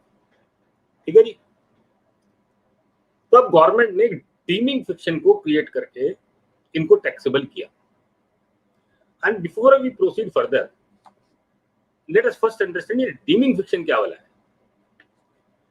और आप लोगों को हंसी तो आएगी, मैं एक छोटा सा चुटकुला सुनाऊंगा बीच में, और ये बड़ा फेमस चुटकुला है, आप सभी ने देखोगे। वो पाकिस्तान के एक एक्टर है उमर शरीफ, और उनका एक बहुत पॉपुलर, हमारे जब हम लोग यंग थे तो उस समय उनका बड़ा पॉपुलर नाटक होता था बकरा किस्तों में। आज भी यूट्यूब पे उसकी बहुत सारी बकरा किस्तों में आपको मिल जाएगा। तो डीमिंग फिक्शन का सबसे बढ़िया एग्जाम्पल उमर शरीफ जी ने दिया। उन्होंने बताया कि once upon a time dog of a popular statesman, किसी कंट्री हेड का एक कुत्ता जो है जंगल में खो गया। उनका कुत्ता जंगल में खो गया और उस स्टेट की पुलिस जो है उस कुत्ते को ढूंढने में नाकामयाब। फिर उसके बाद वर्ल्ड की जितनी भी बेस्ट एजेंसीज हैं, चाहे वो FBI हो, जितनी भी हैं, सबको लगाया गया कि जाओ उस कुत्ते को ढूंढ के लाओ। और सब लोग जंगल में गए, nobody was able to trace that dog. फिर अल्टीमेटली एक कंट्री, उन्होंने अपनी कंट्री का नाम लिया उमर शरीफ ने, जिस कंट्री को बिलोंग करते थे, बोले वहां की पुलिस को बुलाया कि जाओ तुम उस कुत्ते को ढूंढ के लाओ। And that police offered themselves कि साहब हम ढूंढ लेंगे, आप हमें काम दो, it's very easy for us. और next day from the jungle there was a news that dog has been found. Everybody was happy कि जो काम FBI नहीं कर पाई, बड़ी बड़ी पुलिस नहीं कर पाई, और ये एक कंट्री की, छोटी सी कंट्री की पुलिस ने जाके और एक दिन में उस कुत्ते को ढूंढ दिया। तो एवरीबडी वाज लाइंड अप कि चलो कुत्ता बाहर आएगा और पुलिस के लिए ताली बजाएंगे, कुत्ते को पकड़ के लाइए। तो क्या देखते हैं जिस समय वो आ रहे हैं बाहर, तो the police is holding an elephant who is being tied and being beaten up regularly, and that elephant is crying that yes I am a dog, yes I am a dog, yes I am a dog. अब वो हाथी बेचारा चिल्ला चिल्ला के कह रहा है कि मैं कुत्ता हूँ साहब, मैं कुत्ता हूँ, और वो पुलिस वाले उसकी पिटाई कर रहे हैं। So that is a perfect example of deeming fiction. For the purpose of any revenue law, they are permitted to create a fiction that for the purpose of this section, an elephant shall be deemed to be a dog. अब आप बोलोगे कि कहाँ elephant और कहाँ dog, how it is possible, कौन आपकी बात को मानेगा? बोले nothing doing. Under revenue laws अगर आपने लिख दिया that for the purpose of this section an elephant shall be deemed to be a dog, तो unless and until you go and demonstrate that this amendment is unconstitutional, unless until जब आप तो उसको जाके कोर्ट में जाके आपने किसी कॉन्स्टिट्यूशनल राइट का आप एक्सप्लोर करके और उसको यूज करके जब तक आप उसको अनकॉन्स्टिट्यूशनल डिक्लेयर नहीं कराएंगे, that deeming fiction shall prevail in revenue laws। बात समझ में आ गई? तब उन्होंने क्या किया, 45(4) में अमेंडमेंट कर दिया और 45(4) में कहा कि ये जो 25 लाख रुपए की एक्सेस एसेट, ये जो 25 लाख रुपए का गेन इस वैल्यू की एसेट्स के ऊपर आया जो पार्टनरशिप फर्म को आ रहा है, ये जो 25 लाख रुपए ट्रांसफर हुए, that will be deemed to be capital gain of the partnership. ये आया सेक्शन 45 सबसेक्शन 4। वो क्या कहते हैं, profit and gains from transfer of a capital asset by way of distribution of a capital asset on dissolution of a firm or association of person or body of individual or otherwise shall be chargeable to tax under the head capital gain and shall be deemed to be income of the year in which transfer took place. जिस साल में ये partnership firm ने ये capital asset रुचि खंडेलवाल को और विवेक खुराना को दी, उस साल में उसको ट्रांसफर मान लिया जाएगा और इसमें जो प्रॉफिट होगा वो फर्म के हाथ में टैक्सेबल कर दिया जाएगा। और यहां पर जो वर्ड यूज किया, at the point of dissolution और अदरवाइज, ये डिस्ट्रीब्यूशन ऑफ एसेट का इवेंट कब होगा? At the time of dissolution और अदरवाइज। अब डीमिंग फिक्शन में एक और खास बात है, अगर लॉ में लिखा है that an elephant shall be deemed to be a dog, then a horse cannot be deemed to be a dog, then a cow cannot be deemed to be a dog, then any other animal cannot be deemed to be a dog. यानी कि जो dimming fiction जब भी law में आएगी, dimming fiction जब भी law में आएगी तो वो बिल्कुल स्पेसिफिकली आपको देखनी पड़ेगी और वो स्ट्रेट जैकेट फार्मूले से चलेगी। उसका उस वर्डिंग और डेफिनेशन के बियॉन्ड आप उसको इंटरप्रेट नहीं कर सकते। ये डीमिंग फिक्शन है। अब कैपिटल गेन टैक्सेशन के बेसिक्स को समझने के लिए हम इनकम टैक्स एक्ट के बेसिक को समझना है। इनकम टैक्स एक्ट का जो बेसिक बोलता है वो कहता है every revenue receipt is taxable unless and until it is specifically exempt. जो भी आपकी रेवेन्यू रिसीट है वो, क्योंकि इनकम की जो डेफिनेशन दी है सेक्शन 224 में, वो इंक्लूसिव डेफिनेशन है, वो एग्जॉस्टिव डेफिनेशन नहीं है। तो an income may be beyond the items which are there under section 224। तो उसका सीधा सीधा तरीका है, every revenue receipt is income unless and until it is specifically exempt under the income tax act. In the same manner every capital receipt is exempt unless and until it is specifically taxable। ये इसका उल्टा है कि जितने भी capital receipts हैं वो सारी की सारी आपकी एग्जेम्प्ट हैं unless and until they are specifically made taxable। तो ये डिमार्केशन और डिफरेंस समझना है। तो कैपिटल गेन के चैप्टर में जितनी भी डीमिंग फिक्शन है उसके अलावा और कोई कैपिटल रिसीट उसमें टैक्सेबल नहीं हो सकता। That we have to understand, right. तो अब हमने बात समझ ली 45 सबसेक्शन 4 ये क्या आया। एक दूसरा सेक्शन आया 45 सबसेक्शन 3। इसमें उन्होंने क्या कहा कि जो हमने 45(4) की बात की, it applies to distribution on dissolution और अदरवाइज। ये सिर्फ उस समय अप्लाई करता है जिस समय फर्म का डिसॉल्व होता है और अदरवाइज। और यहाँ पे एक बात और हमें समझनी है कि ये जो कोर्ट्स हैव इंटरप्रेटेड कि जो डिसोल्यूशन के बाद जो अदरवाइज वर्ड यूज किया है, it does not apply to retirement. It does not apply to retirement. तो 45(4) में जो टैक्स लगेगा वो सिर्फ डिसोल्यूशन पे लगेगा, वो रिटायरमेंट पे नहीं लगेगा। ठीक है सर, ये हमें स्पेसिफिकली बात को समझने की आवश्यकता है। अब डिसोल्यूशन से उल्टा होता है एडमिशन। इसके लिए एप्लीकेबल है सेक्शन 45 सबसेक्शन 3। ये भी फाइनेंस एक्ट 1987 लेकर आया, which was applicable from assessment year 88-89। इन्होंने क्या कहा कि जो एक पार्टनर है अपने एडमिशन के समय पे if he brings certain capital asset into the firm. एक पार्टनर है विवेक खुराना जी को मैंने अपनी फर्म में एडमिट किया और वो अपने साथ एक कैपिटल एसेट लेकर आए और वो कैपिटल एसेट मैंने बुक्स में रिकॉर्ड कर दी। ठीक है, तो उसके ऊपर कैपिटल गेन होगा कि नहीं होगा, दैट इज द क्वेश्चन। तो उसके लिए एक और डीमिंग फिक्शन क्रिएट की अंडर सेक्शन 45 सबसेक्शन 3। उन्होंने कहा कि विवेक खुराना जो कैपिटल एसेट फर्म के अंदर लेकर आएंगे, जो कैपिटल एसेट आप फर्म के अंदर लेकर आएंगे, जो बुक वैल्यू ऑफ फर्म की बुक्स में रिकॉर्ड करोगे, जो बुक वैल्यू ऑफ फर्म की बुक्स में रिकॉर्ड करोगे, that will be deemed to be your consideration. यानी कि आपने एक एसेट है आपके पास, अब इसको एग्जांपल से दोबारा समझते हैं। विवेक खुराना जी के पास एक एसेट है, उसकी कॉस्ट है इनके पास 50 लाख रुपए, उसकी मार्केट वैल्यू है 1 करोड़ रुपए। कॉस्ट है 50 लाख रुपए, मार्केट वैल्यू है 1 करोड़ रुपए। अब विवेक खुराना जी मेरी फर्म में आए और हमारा फर्म में सेटलमेंट हो गया कि विवेक खुराना जी 75 लाख रुपए हम आप इसको फर्म में ले आओ, राइट। फेयर मार्केट वैल्यू कितनी है? 1 करोड़ रुपए, कॉस्ट कितनी है? 50 लाख रुपए, और फर्म में कितने में ला रहे हैं? 75 लाख रुपए। Then that 75 lakh shall be deemed to be sale consideration of Vivek Khurana, और विवेक खुराना को उसके ऊपर टैक्स देना पड़ेगा, राइट। समझ में?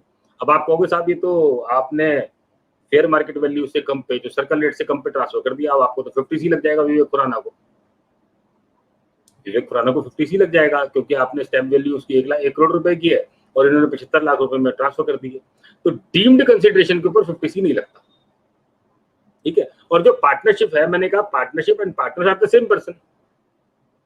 अगर पार्टनरशिप फर्म ने उसको रिसीव कर लिया तो पार्टनरशिप फर्म के ऊपर 56(2)(10) नहीं लगेगा, ठीक है सर। तो ये 25 लाख रुपए ना तो विवेक खुराना के ऊपर 50C में जाएंगे और ना ये 25 लाख रुपए पार्टनरशिप फर्म के हाथ में 56(2)(10) के अंदर आएंगे। बात समझ में आ गई? 45(4) में वहां बुक वैल्यू नहीं है, ये डिफरेंस को समझना है। 45(3) की चार्जेबिलिटी अलग है और 45(4) की चार्जेबिलिटी अलग है। 45(4) में क्या कहता है, जो fair market value at the date of transfer है, that will be deemed to be your consideration. अगर ये उल्टा होता, ये फर्म की कॉस्ट होती 50 लाख रुपए और फर्म आज इसकी फेयर मार्केट वैल्यू 1 करोड़ रुपए है, और ये पैसे, ये कैपिटल अब विवेक खुराना को हम दे रहे हैं, ही इज आउटगोइंग पार्टनर, मतलब फर्म डिसॉल्व हो रही है और विवेक खुराना को दे रहे हैं, पुराने 45(4) की बात कर रहा हूं, तो क्या होगा? फर्म को 1 करोड़ रुपए टैक्स देना पड़ेगा। फर्म की सेल कंसिडरेशन 1 करोड़ रुपए मानी जाएगी। यहां पर 45(4) में लिखा है फेयर मार्केट वैल्यू, ठीक है सर। अब ये जो 45(4) हमने पढ़ा, ये फाइनेंस एक्ट 2021 ने रिपील कर दिया with effect from 31 March 2020। Assessment year 2021 के बाद खत्म हो गया है। ये 45(4) जो है, ये असेसमेंट ईयर 2021 से खत्म हो गया।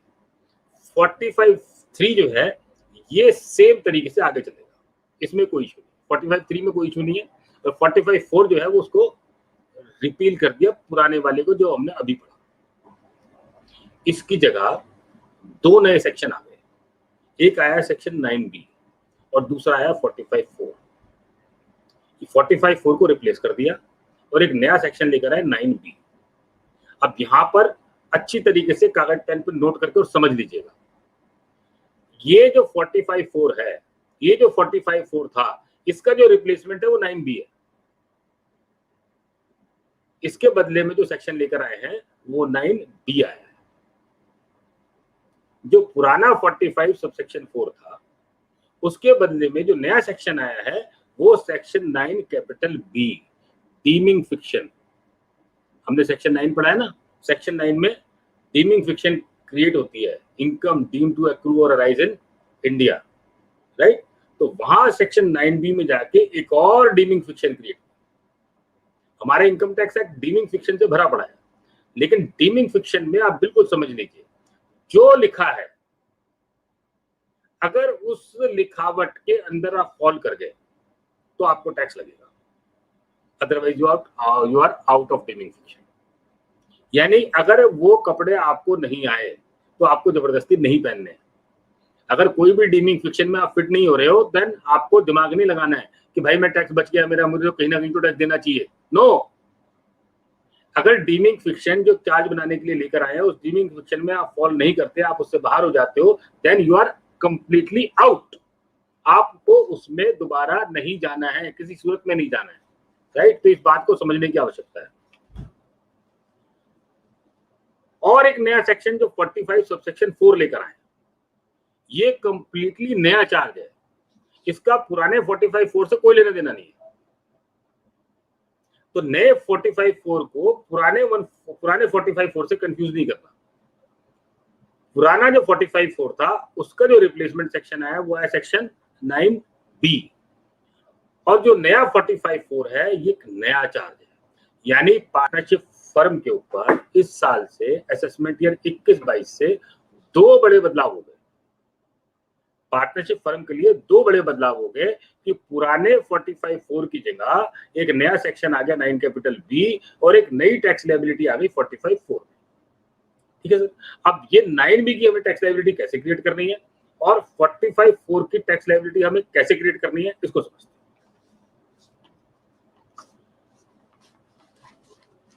इससे पहले कि मैं 9(b) को पढ़ूं, यहां पर अब डेथ ऑफ पार्टनर्स को और साथ में टच कर लेते हैं, उसके बाद 9(b) में आगे बढ़ेंगे। मैंने कहा कि every partnership has to be evidenced by an instrument. Section 184 का भी यही मैंडेट है, सेक्शन 5 ऑफ पार्टनरशिप एक्ट 1932 का भी यही मैंडेट है, राइट। और इंडियन स्टैम्प एक्ट का भी यही मैंडेट है कि वो राइटिंग में इंस्ट्रूमेंट होना चाहिए, तभी आप उसके ऊपर स्टैम्प ड्यूटी दे पाओगे। ओरल एग्रीमेंट के ऊपर स्टैम्प ड्यूटी पे नहीं कर सकते।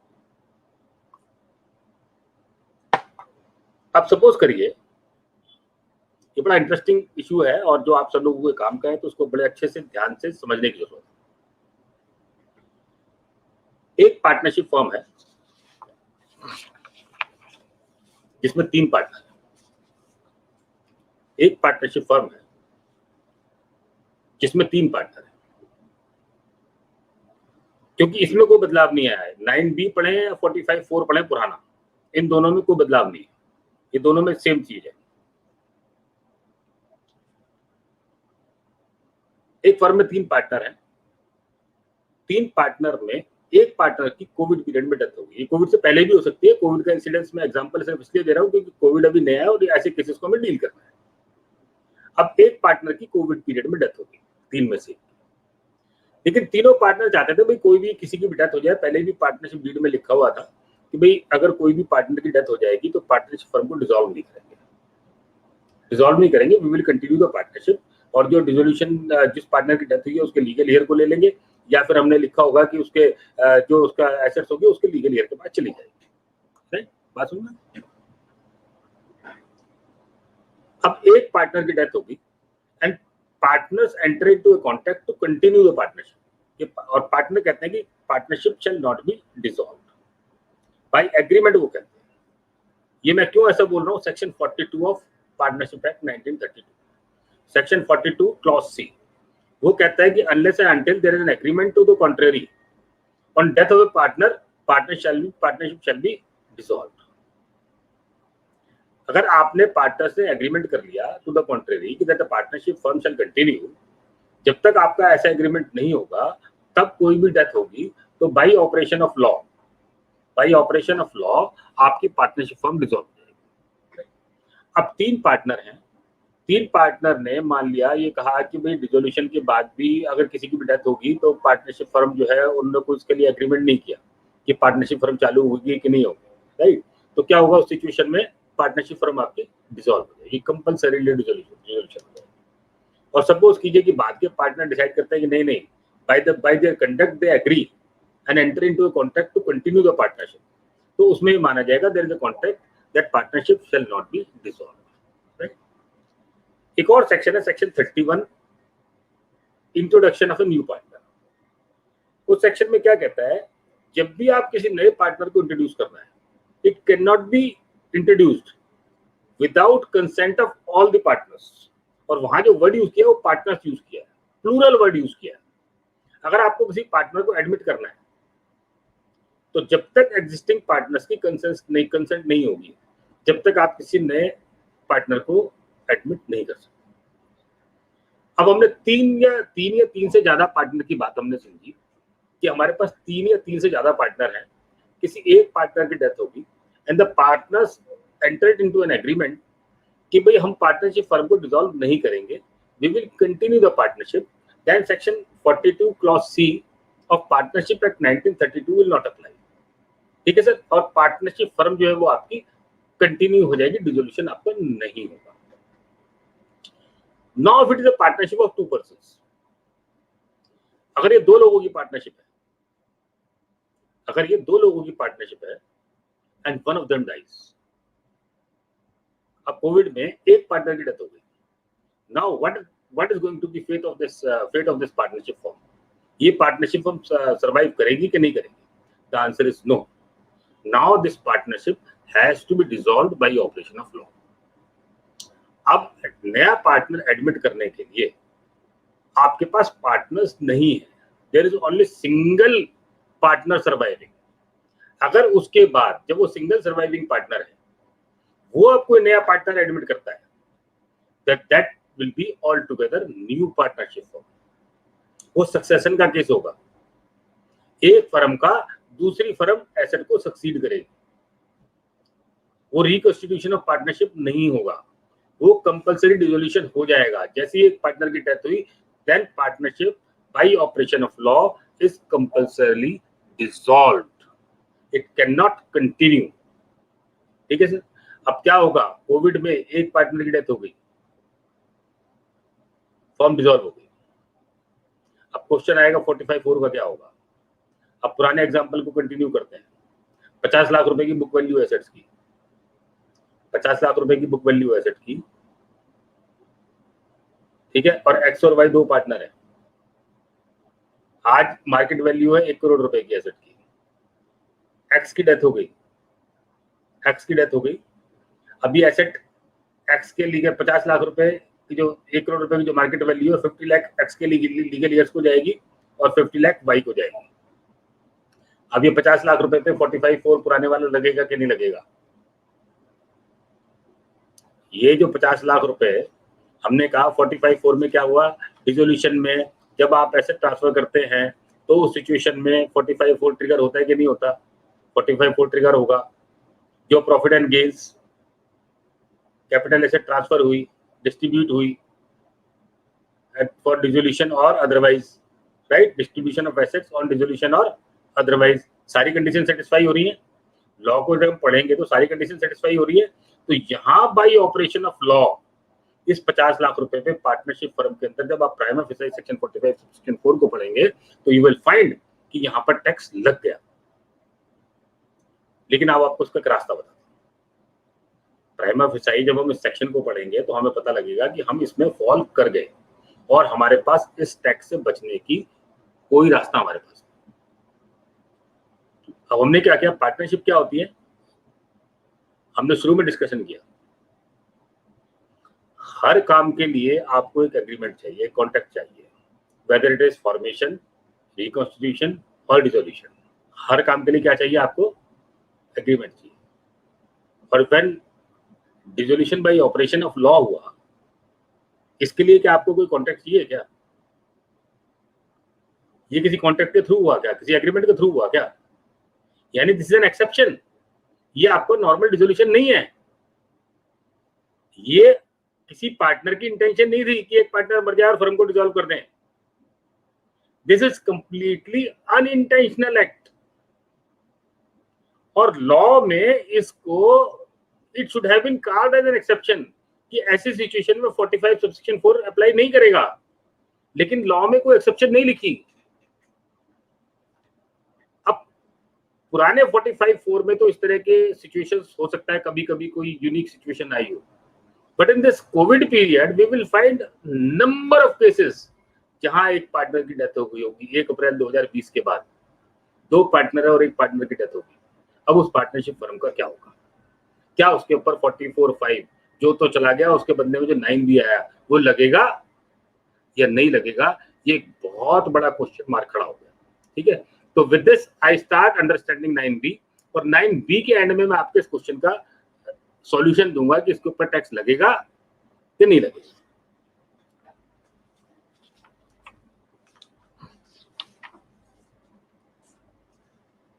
अब मैंने आपको बताया जो पुराना 45 सबसेक्शन 4 था, जो पुराना 45 सबसेक्शन 4 था उसकी जगह क्या आ गया? 9B आ गया. नए 45(4) से कंफ्यूज नहीं होना. आपके पास 45(4) जो पुराना था उसकी जगह जो नया सेक्शन आया है वो आया है 9B.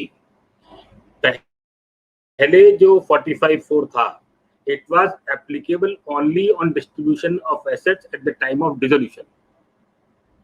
ठीक है. कोर्ट ने कहा कि वो रिटायरमेंट पे लागू नहीं होता. तो यदि रिटायरमेंट पे कोई पार्टनर अगर कैपिटल एसेट ले गया या अदर देन रिटायरमेंट पे कोई पार्टनर कैपिटल एसेट ले गया तो उसके ऊपर कोई टैक्सेबिलिटी नहीं आएगी। बात समझ में आ गई? 45(4) के लिए कोर्ट ने कहा सिर्फ डिसोल्यूशन पे लगेगा, नथिंग एल्स। डिसोल्यूशन के अलावा किसी सिचुएशन में डीमिंग फिक्शन काम नहीं करेगी। And when your transaction is out of that dimming fiction तो उसके ऊपर टैक्स नहीं लगेगा। 9B में इन्होंने डिसोल्यूशन के साथ साथ रिकॉन्स्टिट्यूशन को कवर कर दिया। डिसोल्यूशन के साथ साथ रिकॉन्स्टिट्यूशन को इन्होंने कवर कर लिया। तो और इस सेक्शन की जो ड्राफ्टिंग है वो बिल्कुल डिफरेंट लाइन पे, वो उस तरीके से ड्राफ्ट नहीं किया जैसे पुराना 45(4) था। इसकी ड्राफ्टिंग बिल्कुल नए तरीके से ड्राफ्ट किया है। और यहाँ पर जो टर्म है वो बड़ी स्पेशल है।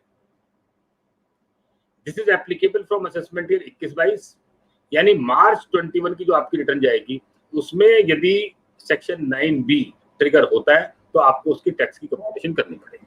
ठीक है, कुल मिला के सेक्शन 9B के अंदर 5 subsection,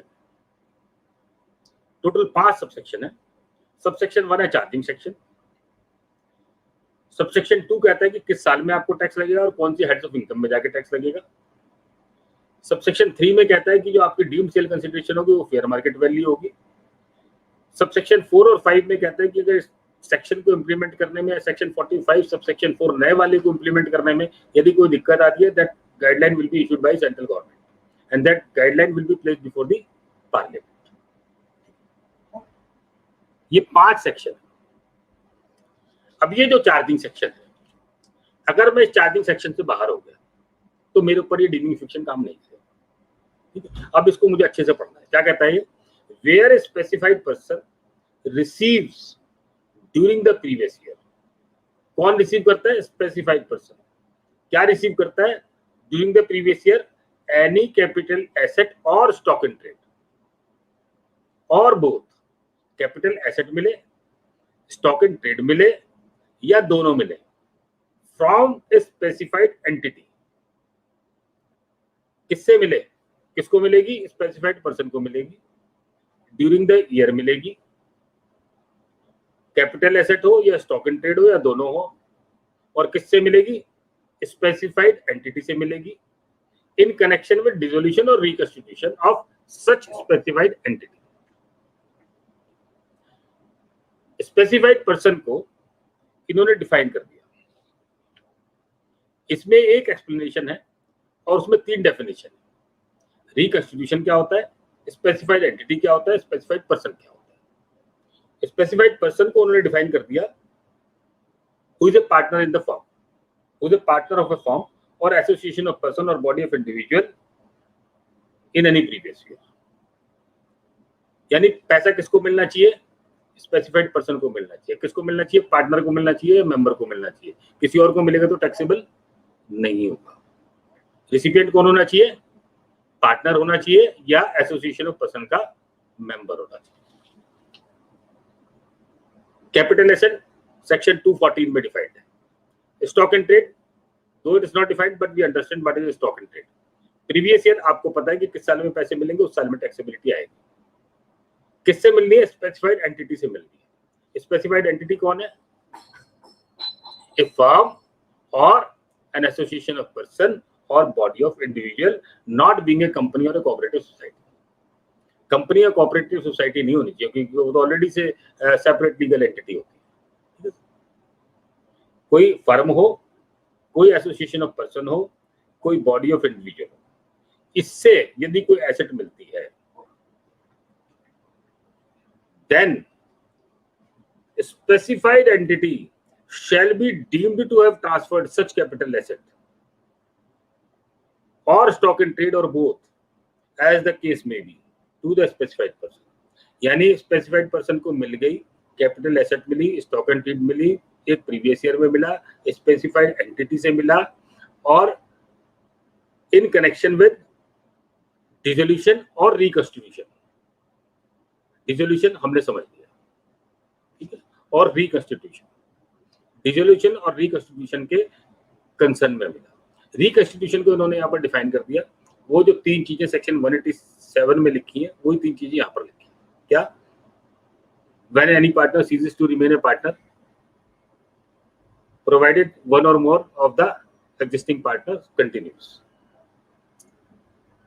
When a new partner is admitted, provided one or more of the existing partner continues, or there is a change in profit sharing ratio. यानी कि जो 45(4) में उन्होंने कहा कि जो रिकॉन्स्टिट्यूशन और रिटायरमेंट है उस पर नहीं लगेगा, यहाँ पर स्कोप अमेंड कर दिया। यहाँ पर उन्होंने रिटायरमेंट की बजाय आपको पूरा का पूरा रिकॉन्स्टिट्यूशन को कवर कर दिया, यानी स्कोप इंगेज हो गया, इनलार्ज हो गया। जो पुराना 45(4) था वो सिर्फ डिसोल्यूशन पे एप्लीकेबल था, ये सेक्शन डिसोल्यूशन पे भी एप्लीकेबल है और पूरे रिकॉन्स्टिट्यूशन पे एप्लीकेबल है। Retirement is only one limb of reconstitution, लेकिन यहाँ अब ये पूरे के पूरे रिकॉन्स्टिट्यूशन पे एप्लीकेबल हो गया। और टैक्स कौन देगा? स्पेसिफाइड एंटिटी देगी, और जो उसकी फेयर मार्केट वैल्यू होगी कैपिटल एसेट की as on the date of transfer, जो स्पेसिफाइड उसकी कैपिटल एसेट की फेयर मार्केट वैल्यू होगी एज पर सेक्शन 3, उसके ऊपर आपको टैक्स देना पड़ेगा। और जो स्टॉक एंड ट्रेड की फेयर मार्केट वैल्यू होगी उसके ऊपर आपको टैक्स देना पड़ेगा। अगर आपने स्टॉक एंड ट्रेड ट्रांसफर किया है तो वो आपकी इनकम चली जाएगी 28 क्लॉज 1 में, बिजनेस इनकम में चली जाएगी। मैं तीनों सबसेक्शन एक साथ पढ़ रहा हूँ, 9B के तीनों सबसेक्शन एक साथ पढ़ रहा हूँ, 1, 2 एंड 3। अगर आपने स्टॉक स्पेसिफाइड एंटिटी ने इन कनेक्शन विद डिसोल्यूशन और रिकॉन्स्टिट्यूशन, अगर आपने स्टॉक एंड ट्रेड ट्रांसफर किया टू एनी पार्टनर और मेंबर ऑफ एन एओपी, ठीक है, तब आपको जो उसकी फेयर मार्केट वैल्यू का टैक्स है वो सेक्शन 28 में जाके बिजनेस इनकम में पीजीपीपी में जाके आपका टैक्सेबल हो जाएगा। और अगर आपने कैपिटल एसेट ट्रांसफर की, अगर आपने कैपिटल एसेट ट्रांसफर की है तो वो आपकी सेक्शन 45 सबसेक्शन 1 में जाके टैक्सेबल होगी। That will be deemed. पहले कहाँ ट्रांसफर हो रहा था? ये 45(4) अपने आप में अलग डीमिंग फिक्शन क्रिएट करता था, 45(1) अप्लाई नहीं होता था, लेकिन 9B एक ऐसी डीमिंग फिक्शन क्रिएट करता है, now this capital gain is taxable under section 45 subsection 1। यानी कि जो आपने कैपिटल एसेट ट्रांसफर कर दी specified person, it will be taxable in the hands of the specified entity, और जो उसकी फेयर मार्केट वैल्यू है of the capital asset that will be deemed to be full value of consideration. और जो आपकी cost of acquisition section 48 का जो limb है उससे आपको डिडक्शन मिल जाएगी, और फिर वो आपका कैपिटल गेन बन जाएगा, और वो आपका जाके कैपिटल गेन के चैप्टर में टैक्सेबल हो जाएगा इन the hands of partnership form. बात समझ में आ गई? यानी पुराने 45(4) को उसका स्कोप बढ़ाते हुए नई लैंग्वेज के साथ हम 9B के रूप में ले आए। वो सिर्फ डिसोल्यूशन पे एप्लीकेबल था, ये डिसोल्यूशन पे भी एप्लीकेबल है और पूरे रिकॉन्स्टिट्यूशन पे एप्लीकेबल है। ये नया सेक्शन हमें समझ में आ गया, और ये पूरे साल की कंप्यूटेशन हमें करनी पड़ेगी। अब फिर बात समझते हैं, पुरानी बात को समझ लेते हैं। अब ये जो 9B है, अब 2 पार्टनर की एक फर्म है। अब इस फाइनेंशियल ईयर 2021 में एक पार्टनर की डेथ हो गई। Is it A dissolution? The answer is yes, कोई डाउट नहीं, डिसोल्यूशन हो गया, फर्म कंटिन्यू नहीं कर सकती। इसका एक दूसरा उपाय हो सकता है। उपाय क्या हो सकता है? जेन्युइननेस हो सकती है। सपोज कीजिए before the date of death both partner, जो दोनों पार्टनर जिंदा थे, अब कोविड चल रहा था, लॉकडाउन लगा हुआ था, one of the partner died due to Covid, और कोविड में स्टैम्प पेपर मिल नहीं रहे थे। And during the Covid period उन्होंने 2 नए पार्टनर्स को एंटर कर लिया। उन्होंने 2 नए पार्टनर को या एक नए पार्टनर को एंटर कर लिया, and they executed the partnership deed on a plain paper, क्योंकि उस समय स्टैम्प पेपर्स की अवेलेबिलिटी नहीं थी। But this partnership deed is signed by both the existing partners and one or more of the incoming partner, सबने sign किया उसको। क्या इस प्लेन पेपर की साइन की हुई पार्टनरशिप डीड को मैं स्टैम्प ड्यूटी देके और रेगुलराइज कर सकता हूं? The answer is yes. इसको आप कंट्रोलर ऑफ स्टैम्प ड्यूटी के पास जाएंगे और उसकी स्टैम्प ड्यूटी पे करके this will become your valid instrument of partnership. ठीक है, जो आपका स्टैम्प ड्यूटी का डिफॉल्ट है उसकी आपको जो फीस देनी पड़ेगी, कंट्रोलर ऑफ स्टैम्प ड्यूटी को जाके आपको सेटिस्फाई करना पड़ेगा। This will become your legal document. अब सपोज कीजिए ऐसी कोई डीड एग्जीक्यूट किए बिना दो पार्टनर में से एक पार्टनर की डेथ होगी, दो पार्टनर में से एक पार्टनर की डेथ होगी। And continue with the same example, अब इसको थोड़ा सा मॉडिफाई कर लेते हैं कि मेरे पास 40 लाख रुपए की कॉस्ट ऑफ एसेट थी मेरी पार्टनरशिप फर्म के पास, उसकी 1 करोड़ रुपए की फेयर मार्केट वैल्यू है, 60 लाख रुपए का मेरे इंक्रीमेंट हो गया, राइट। एक्स एंड वाई दो पार्टनर है, एक्स की डेथ हो गई, whether partnership is dissolved, the answer is yes, partnership dissolve हो गई। अब पार्टनरशिप जब डिसॉल्व हो गई तो ये 60 लाख रुपए का इंक्रीमेंट है, जब इस एसेट को डिस्ट्रीब्यूट करेंगे तो ये 50 लाख रुपए एक्स के लीगल ईयर्स के पास जाएगी और 50 लाख रुपए वाई के पास आएगी, यानी 30 लाख रुपए का एप्रिसिएशन एक्स के लीगल ईयर के पास गया और 30 लाख रुपए का एप्रिसिएशन वाई के पास आया, राइट। अब क्या जो एक्स के लीगल ईयर्स है, whether they fall within the definition of specified person, because those legal heirs were not partner in the specified entity। बात समझ में? तो लीगल हेयर स्पेसिफाइड पर्सन की डेफिनेशन से बाहर हो गए। तो जो लीगल हेयर के पास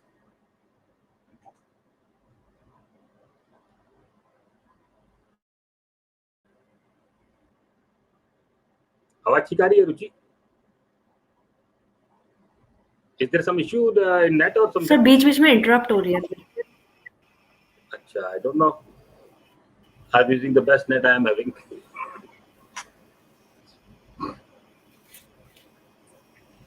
Okay, sir. Now is that okay?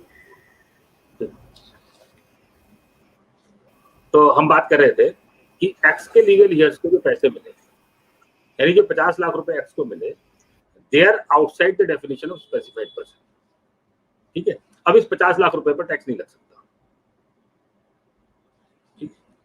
अब वाई के ऊपर टैक्स लगेगा, वाई को 50 लाख रुपए मिल रहे हैं, है ना। वाई स्पेसिफाइड पर्सन की डेफिनेशन में आता है, वाई स्पेसिफाइड पर्सन की डेफिनेशन में आता है। अब ये 50 लाख रुपए के ऊपर अब ये स्पेसिफाइड एंटिटी को टैक्स लगेगा, ये इस सेक्शन की लैंग्वेज है। Now my question is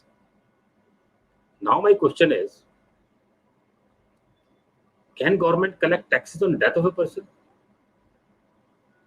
Can government collect taxes on an event which has happened due to operation of law, where there is no choice or intention of the parties to dissolve the partnership firm? यहाँ पर अभी तक हमने क्या किया कि चाहे partnership firm का आपको फॉर्मेशन करना हो, रिकॉन्स्टिट्यूशन करना हो, डिसोल्यूशन करना हो, that is because of intentions of the parties. वो इंटेंशन करते हैं, एग्री करते हैं और फिर अपना एग्रीमेंट करते हैं, कॉन्ट्रैक्ट करते हैं। इस सिचुएशन में there is absolutely no agreement, firm is dissolved due to operation of law. और वाई का बेचारे का क्या फॉल्ट है कि एक्स की डेथ हो गई। In the event of death of x, how why can be taxed, right. तो गवर्नमेंट को क्या करना चाहिए, इसमें एक एक्सेप्शन कार्व करनी चाहिए, एक्सेप्शन कार्व करनी चाहिए। और अगर एक्सेप्शन करेंगे तो that will B for the benefit of all, otherwise इसमें बड़ी कॉन्स्टिट्यूशनलिटी की प्रॉब्लम आएगी, कॉन्स्टिट्यूशनलिटी की प्रॉब्लम आएगी, आर्टिकल 14 की प्रॉब्लम आएगी कि वाई के ऊपर एक्स के ऊपर कोई टैक्स नहीं लग रहा और वाई के ऊपर टैक्स लगेगा फर्म के ऊपर। आर्टिकल 21 की प्रॉब्लम आएगी, लाइफ एंड लिबर्टी की प्रॉब्लम आएगी। You can not tax death of a person. एक आदमी की मौत हो गई है, there is no business activity, there is no business connection, there is no business venture, there is no adventure in the nature of trade. आपने कुछ नहीं किया, and without doing anything by operation of law आपकी partnership firm dissolve हो गई और आपके ऊपर टैक्स आ गया। So my advice to you will be कि जब भी कोई आपके केस में ऐसा केस आ जाए तो अपना प्रोस एंड कॉन्स समझिए, और प्रोस एंड कॉन्स समझने के बाद आप डिसाइड करिए whether to fight or not. In my humble opinion, you have got sufficient material in your hand to fight this case, और इसमें टैक्स नहीं लगना चाहिए, because in that situation that portion of the section 9B will become unconstitutional। और इसका एक judgement मुझे मिला है पुराने 45 सबसेक्शन 4 का, if you want to note, CIT versus Vijaya Metal Industries. CIT versus Vijaya Metal Industries 256 ITR 540. ये इसका एक जजमेंट है. वो कहता है डेथ के केस में 45(4) ट्रिगर नहीं कर सकता.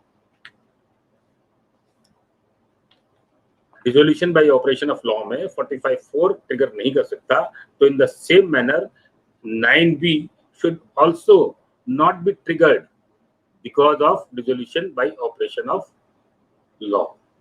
जहां पार्टीज की इंटेंशंस नहीं है, जहां पार्टी की चॉइस नहीं है, पार्टी ने बाय चॉइस फर्म को डिसॉल्व नहीं किया है. ठीक है, ये हमने कंप्लीट कर लिया सेक्शन 9B.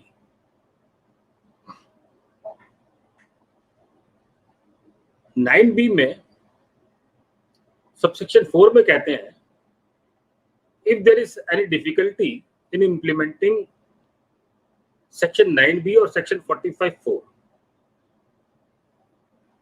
45(4) में आपको डेलीगेटेड पावर नहीं दी गई रूल्स निकालने के लिए या सर्कुलर इश्यू करने के लिए या रिमूवल ऑफ डिफिकल्टी के लिए, लेकिन 9B में 45(4) को साथ में कवर कर दिया. ठीक है, तो now we will move to 45(4). अब हम पढ़ते हैं 45(4) जो नया सेक्शन आया वो क्या कहता है. हमने शुरू में एक एग्जांपल लिया था कि विवेक खुराना और रुचि खंडेलवाल जी एक फर्म में पार्टनर है. आपके 50-50 लाख रुपए की कैपिटल है और आपको 62.5 लाख रुपए मिले. शुरू में हमने एक एग्जांपल लिया था और पार्टनर्स के हैंड में एग्जाम्पल, पार्टनर्स के हाथ में टैक्सेबल नहीं थे. बात सुनिए, मैंने बताया था ना आपको कि फर्म में डिस्ट्रीब्यूशन ऑफ एसेट हुआ, फर्म की वैल्यू इंक्रीज हो गई, एसेट्स की वैल्यू इंक्रीज हो गई या फर्म की गुडविल की वैल्यू इंक्रीज हो गई. ठीक है, और हम इससे समझते हैं अब रिटायरमेंट का केस. 45(4) में जो नया 45(4) आया है और 9B जो नया है, इन दोनों में एक डिफरेंस है. जो 9B है it is applicable to dissolution as well as reconstitution. जो 45(4) है it only applies to reconstitution. It does not apply to 45(4) does not apply to dissolution. ये हमें विशेष तौर से समझने की जरूरत है. ये सेक्शन जो 45 सबसेक्शन 4 है, अब इसी एग्जांपल को हम कंटिन्यू करते हैं कि सपोज कीजिए एग्जांपल चेंज कर लेते हैं for the purpose of easy understanding. अब 3 पार्टनर बना लेते हैं X, Y एंड Z. एक फर्म है, उसके पास एसेट है 60 लाख रुपए की, 60 लाख रुपए की कॉस्ट है.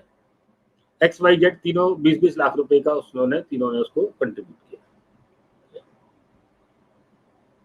अब उस एसेट की जो वैल्यू है वो इंक्रीज होके हो गई है 1 करोड़ 5 लाख, 45 लाख के इंक्रीमेंट हो गया. 60 लाख रुपए की टोटल कैपिटल है फर्म की. X की 20 लाख, Y की 20 लाख, Z की 20 लाख, और फर्म की जो वैल्यू इंक्रीज होके हो गई है वो 1 करोड़ 5 लाख रुपए हो गई है after distribution of profits. 1 crore 5 lakh रुपए. अब now X wants to retire from this partnership. अब वो कहता है साहब ये फर्म की जो वैल्यू है वो 1 करोड़ 5 लाख रुपए है, तो ये 45 लाख रुपए का जो इंक्रीमेंट है, इसका जो तीसरा हिस्सा है 15 लाख रुपए, वो आप मुझे दे दीजिए. इसका जो तीसरा हिस्सा है वो आप मुझे दे दीजिए. पार्टनरशिप फर्म ने एग्री कर लिया. Now they are paying X 45 lakh rupees, 35 lakh rupees. X का जो कैपिटल बैलेंस है वो 20 लाख रुपए, और X को पैसे कितने मिलेंगे? 35 लाख रुपीस मिलेंगे. He will be getting 15 lakhs extra. ये जो 15 लाख रुपए है, ये पहले ना तो पार्टनरशिप फर्म के हाथ में टैक्सेबल थे और ना पार्टनर के हाथ में टैक्सेबल थे. These are completely tax free, किसी को टैक्स नहीं लगता. अब इन्होंने क्या कहा, ये जो एक्स 15 लाख रुपए एक्स्ट्रा लेके जा रहा है, ये जो 15 लाख रुपए एक्स एक्स्ट्रा लेकर जा रहा है, इस 15 लाख रुपए पर हम फर्म से टैक्स लेंगे। जस्ट ट्राई टू अंडरस्टैंड कि नया टैक्स क्या है। दोबारा से एग्जांपल को समझ लीजिए, नया सेक्शन है, देर से समझ में आएगा। एक पार्टनरशिप फर्म है, उसमें 60 लाख रुपए की कैपिटल है, 3 पार्टनर हैं, तीनों पार्टनर्स की 20-20 लाख रुपए की कैपिटल है। उसके पास एक या एक से ज्यादा इमूवेबल एसेट है या गुडविल है, और at the time of retirement हमने फर्म की वैल्यूएशन किया 1 करोड़ 5 लाख रुपए, 45 लाख का इंक्रीमेंट हो गया। Now X wants to retire. अब जब एक्स वापस जा रहा है तो वो कहते हैं साहब मुझे 35 लाख रुपए दे दीजिए, चैप्टर एंड्स, मैं चला जाऊंगा अपने पैसे लेकर, राइट। अब फर्म ने कह दिया जी ठीक है साहब, आप अपने 35 लाख रुपए ले लीजिए। अब ये जो फर्म उनको 35 लाख रुपए दे रही है और जो 15 लाख रुपए एक्स्ट्रा एक्स के पास आ रहे हैं, प्रीवियसली ये ना तो एक्स के हाथ में टैक्सेबल थे और ना ये पार्टनरशिप फर्म के हाथ में टैक्सेबल थे। अब ये 45(4) में एक नई डीमिंग फिक्शन बना दी, एक नया फार्मूला बना दिया, एक कंप्लीट कोड दे दिया अपने आप में। चार्जिंग सेक्शन भी इसी में है और कंप्यूटेशन मैकेनिज्म भी इसी के अंदर है, दोनों इसी सेक्शन के अंदर है। चार्जिंग सेक्शन भी इसी में है, कंप्यूटेशन मैकेनिज्म भी इसी के अंदर है। अब ये कहते हैं कि जो 15 लाख रुपए जो एक्स को एक्स्ट्रा मिल रहे हैं, they will be taxed in the hands of partnership या एओपी, इन दोनों के ऊपर टैक्स लगेगा इसका। मैं पार्टनरशिप फर्म की बात कर रहा हूं तो for the purpose of discussion I am using the word partnership firm, लेकिन जब भी मैं पार्टनरशिप बोल रहा हूं तो it means partnership firm, AOP and BOI as well, right. ये जो 15 लाख रुपए है, अब इस 15 लाख रुपए पर पार्टनरशिप फर्म को टैक्स देना पड़ेगा, ठीक है। अब पार्टनरशिप फर्म ने ये जो टैक्स दिया 15 लाख रुपए के ऊपर, अब जो पार्टनरशिप फर्म के पास जो एसेट बची, यानी हमने क्या किया कि जो एक्स पार्टनर जा रहा था उसका जो शेयर था increment in value of the partnership firm, वो हमने एक्स को दे दिया, ठीक है। अब यदि वो हमने एक्स को दे दिया तो उसका कॉरस्पॉन्डिंग मेरी जो कॉस्ट है फर्म की उसमें बढ़ना चाहिए ना। ये 15 लाख रुपए की एंट्री क्या करूंगा मैं अपने बुक्स के अंदर,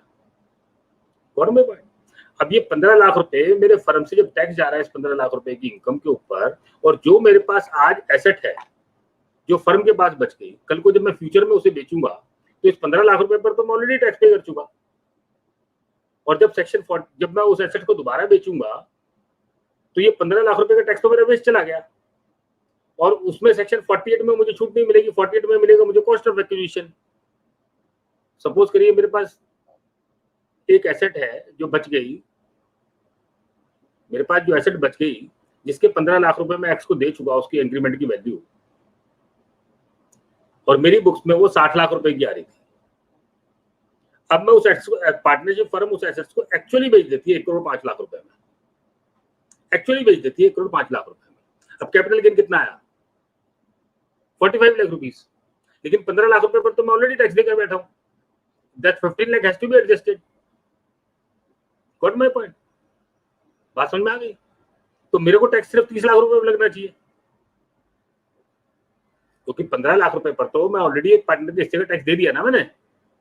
तो इस पूरे सेक्शन की इस कहानी को बुनने के लिए ये सेक्शन 45 सबसेक्शन 4 के अंदर ही कहानी बनी, और साथ में एक अमेंडमेंट किया सेक्शन 48 क्लॉज 3 में। अब उन्होंने क्या कहा कि ये जो 15 लाख रुपए पार्टनरशिप फर्म ने 15 लाख रुपए की इनकम को टैक्स दिया है, अब इस 15 लाख रुपए के बदले में पार्टनरशिप फर्म के पास जो एसेट्स बची हैं आप उसकी वैल्यूएशन कराइए, और उस वैल्यूएशन की बेसिस पे इस 15 लाख रुपए को फर्म की एग्जिस्टिंग एसेट्स के अंदर जो बची हुई एसेट्स हैं, जो रिमेनिंग एसेट्स हैं, उसके ऊपर एट्रीब्यूट कर दीजिए। हम मान के चल रहे थे कि पार्टनरशिप फर्म के पास एक ही एसेट थी 60 लाख रुपए की जो 1 करोड़ 5 लाख की होगी, ठीक है। तो उन्होंने कहा कि अब ये जो 15 लाख रुपए है इसकी एसेट की कॉस्ट अब 60 लाख की बजाय 75 लाख रुपए हो जाएगी। 60 लाख रुपए पुरानी कॉस्ट थी, और 48(3) में एक नया क्लॉज ऐड कर दिया कि ये जो 15 लाख रुपए है आप इसको एट्रीब्यूट कर दीजिए कि ये आपकी जो कॉस्ट है ये अब 75 लाख हो जाएगी। बट लेकिन थोड़ा सा पेच है यहाँ पर, ये 75 लाख रुपए ब्लैंकेट नहीं होगी, 60 इंडेक्सेशन आपको सिर्फ 60 लाख पे मिलेगा। जब पार्टनरशिप फर्म जिस एसेट को कभी बेचेगी जीवन में, तो उसको जो इंडेक्सेशन मिलेगा वो सिर्फ 60 लाख पे मिलेगा, और ये 15 लाख रुपए आपको सेल कंसिडरेशन में से डायरेक्ट लेस हो जाएगा। समझिए, सब्सिक्वेंटली यदि पार्टनरशिप फर्म इस एसेट को बेचती है, बुक्स में खड़ी थी एसेट्स 60 लाख रुपए की, 15 लाख रुपए मैंने एक्स की रिटायरमेंट पे एक्स्ट्रा अमाउंट दिया, और उस 15 लाख रुपए को मैंने इस एसेट्स के साथ एट्रीब्यूट कर दिया। ठीक है, अब ये बुक्स में मेरी एसेट्स आ गई 60 प्लस 15 लाख, और ये 15 लाख एट्रीब्यूट करने के लिए मुझे फॉर्म नंबर 5C फाइल करना पड़ेगा with respect to rule 8AB, जो नया रूल आया है। इस 15 लाख रुपए को अपोर्शन करने के लिए मुझे वैल्यूएशन रिपोर्ट लेनी पड़ेगी एग्जिस्टिंग एसेट्स की, उसके प्रोपोर्शन में इसको एग्जिस्टिंग एसेट्स पे एलोकेट करूंगा, एट्रीब्यूट करूंगा, राइट। अब फिर यहाँ एक क्वेश्चन और खड़ा हो गया, ये जो 15 लाख रुपए है, इस पर जो मैं एक्स जब रिटायर होकर जा रहा है और जब मैं इस पर टैक्स दे रहा हूं, अब मुझे ये तो पता नहीं है कि ये शॉर्ट टर्म कैपिटल गेन लगेगा कि लॉन्ग टर्म कैपिटल गेन लगेगा, और जब तक मुझे ये नहीं पता हो कि whether it will B A short term capital gain और लॉन्ग टर्म कैपिटल गेन, तब तक मैं टैक्स की कंप्यूटेशन कैसे करूंगा। तो जो एक्स को जो हमने पेमेंट की एक्स्ट्रा इनकम 15 लाख रुपए की जो पेमेंट कर रहे हैं, उन्होंने कहा इसको जब आप एट्रीब्यूट करेंगे तो आप एग्जिस्टिंग एसेट्स जो आपकी फर्म के पास रिमेनिंग एसेट्स हैं, उसमें जब आप एट्रीब्यूट करेंगे तो जिस एसेट पर जितना एट्रीब्यूट करेंगे और जो उस एसेट का कैरेक्टर होगा जिसमें वो 15 लाख रुपए आप एट्रीब्यूट कर रहे हैं, if it is a short term capital asset, यानी जो मैंने अभी बात की मेरे पास 60 लाख रुपए की एसेट बची है, अगर ये शॉर्ट टर्म कैपिटल एसेट है मेरी, तो मेरा ये 15 लाख रुपए पे शॉर्ट टर्म कैपिटल गेन लगेगा। अगर ये 60 लाख वाली मेरी लॉन्ग टर्म कैपिटल एसेट है, ठीक है, तो इस पे लॉन्ग टर्म कैपिटल गेन लगेगा। अगर ये 60 लाख वाली मेरी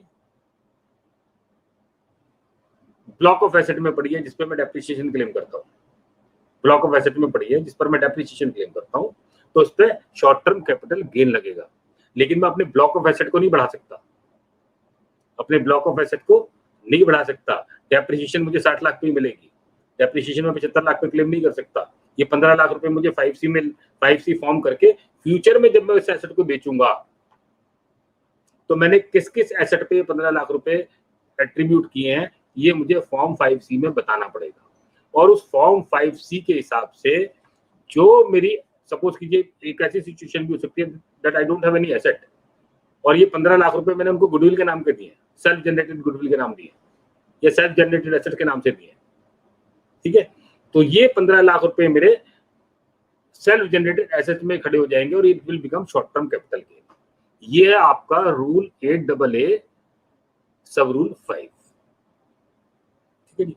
और ये साथ में जितनी भी मैंने इंटरप्रिटेशन बताई आपको, ये है सर्कुलर नंबर 14/2 जुलाई 2021। ये 14 नंबर सर्कुलर हमने पढ़ लिया, रूल 8AA सब रूल 5 पढ़ लिया और रूल 8AB पढ़ लिया। तो ये इस तरीके से 45(4) हमारा कंप्लीट हो गया। अब यहां जो इन्होंने स्टेट जैकेट कंप्यूटेशन फार्मूला दिया है, स्टेट जैकेट जो कंप्यूटेशन फार्मूला दिया है, वो टैक्स क्या होगा यहाँ पर। अब ये डीमिंग फिक्शन बड़ी इंटरेस्टिंग और समझने की है, और ये मैं शुरू में आपको समझा चुका कि जो हमारी डीमिंग फिक्शन है उसके वर्ड्स के बियॉन्ड हमें नहीं जाना है। अगर हम इस डीमिंग फिक्शन में फॉल नहीं करेंगे तो टैक्स मुझे नहीं लग सकता। इस डीमिंग फिक्शन में फॉल नहीं करेंगे तो ये टैक्स मुझे नहीं लग सकता। अब इस एग्जांपल को दोबारा समझें। इन्होंने क्या कहा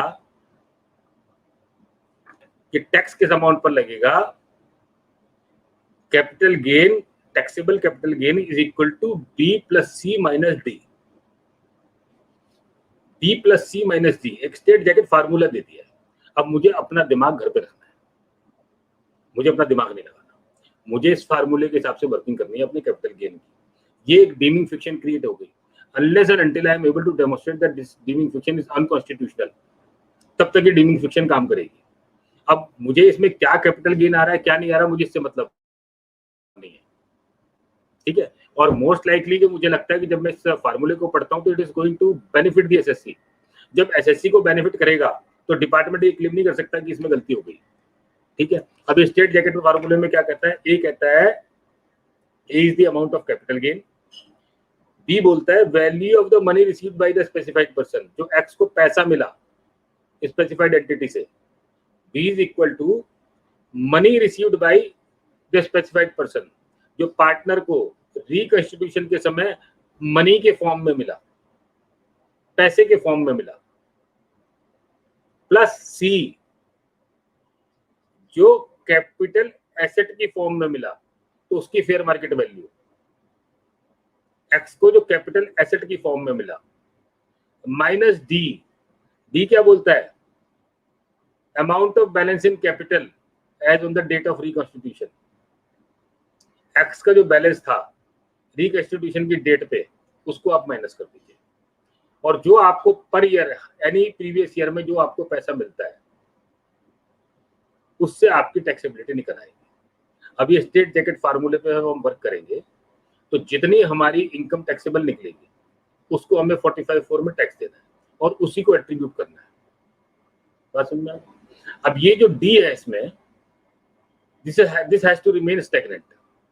अगर यानी कि in connection with the reconstitution of, अब सपोज कीजिए कि हमारा रिकॉन्स्टिट्यूशन हुआ मार्च 2021, ठीक है। अब मैंने मार्च फाइनेंशियल ईयर 20-21 में कुछ पैसे दे दिए, फाइनेंशियल ईयर 21-22 में कुछ पैसे दे दिए, फाइनेंशियल ईयर 22-23 में कुछ पैसे दे दिए, फाइनेंशियल ईयर 23-24 में 3 साल का मैंने बात कर दिया कि अभी तो मेरे पास पैसे हैं नहीं, एसेट बिकेगी नहीं, तो अभी आपको धीरे धीरे करके पैसे देते रहेंगे, राइट।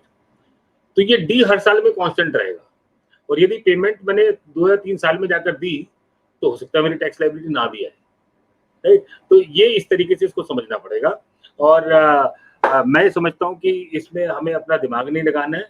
जो इन्हें फार्मूला दिया एक जबरदस्त टैक्स की इंजीनियरिंग है, और टैक्स की इंजीनियरिंग में इसको इसलिए बोलता हूँ because this is only preponement of tax. क्योंकि कर क्या रहे हैं आप एक्चुअली, आज आपने मुझसे एक अमाउंट पे टैक्स लिया, उतने की आपने मुझे बेनिफिट देके मेरी जो एग्जिस्टिंग एसेट है उसकी कॉस्ट बढ़ा दी। इन फ्यूचर में जब मैं वो पर्टिकुलर एसेट बेचूंगा तो उतना मुझे बेनिफिट हो जाएगा। तो यानी कि गवर्नमेंट को क्या मिला, गवर्नमेंट को इन एक्चुअल देखा जाए तो कुछ नहीं मिला ना।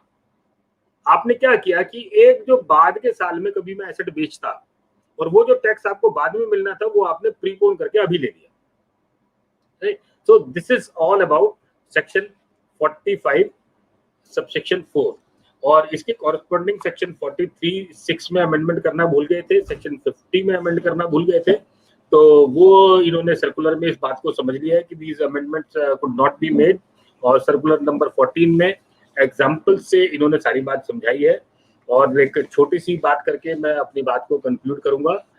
और अब हमने सर्कुलर में इन्होंने उसकी वर्किंग दे दी है कि किस तरीके से ये इनकम कंप्यूट होगी, and we are taking an example कि जिस केस में सेक्शन 9B और 45(4) दोनों एप्लीकेबल होंगे, दोनों एप्लीकेबल।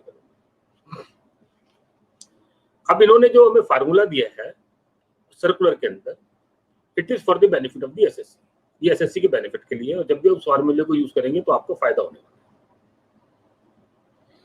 अब उन्होंने कहा यदि एक, अब हम एक एग्जांपल को कंटिन्यू करते हैं। एक पार्टनर है हमारे पास, उसकी कैपिटल में 50 लाख रुपए का क्रेडिट खड़ा है, 50 लाख रुपए का क्रेडिट खड़ा है। अब उसको हमने 80 लाख रुपए की एक इमूवेबल एसेट दी है और 20 लाख रुपए हम उसको कैश दे रहे हैं। 80 लाख रुपए की हम इमूवेबल प्रॉपर्टी दे रहे हैं, 20 लाख रुपए हम उसको कैश दे रहे हैं। ये जो इमूवेबल प्रॉपर्टी थी इसकी मेरी कॉस्ट थी 40 लाख रुपए, इसकी मेरी कॉस्ट थी 40 लाख रुपए। अभी हम देख रहे हैं कि 50 लाख रुपए पार्टनर के कैपिटल अकाउंट में क्रेडिट बैलेंस खड़ा है। इसे हमें 80 लाख रुपए की एक एसेट देनी है, 20 लाख रुपए कैश देना है, टोटल हम इसको 1 करोड़ रुपए की पेमेंट करें।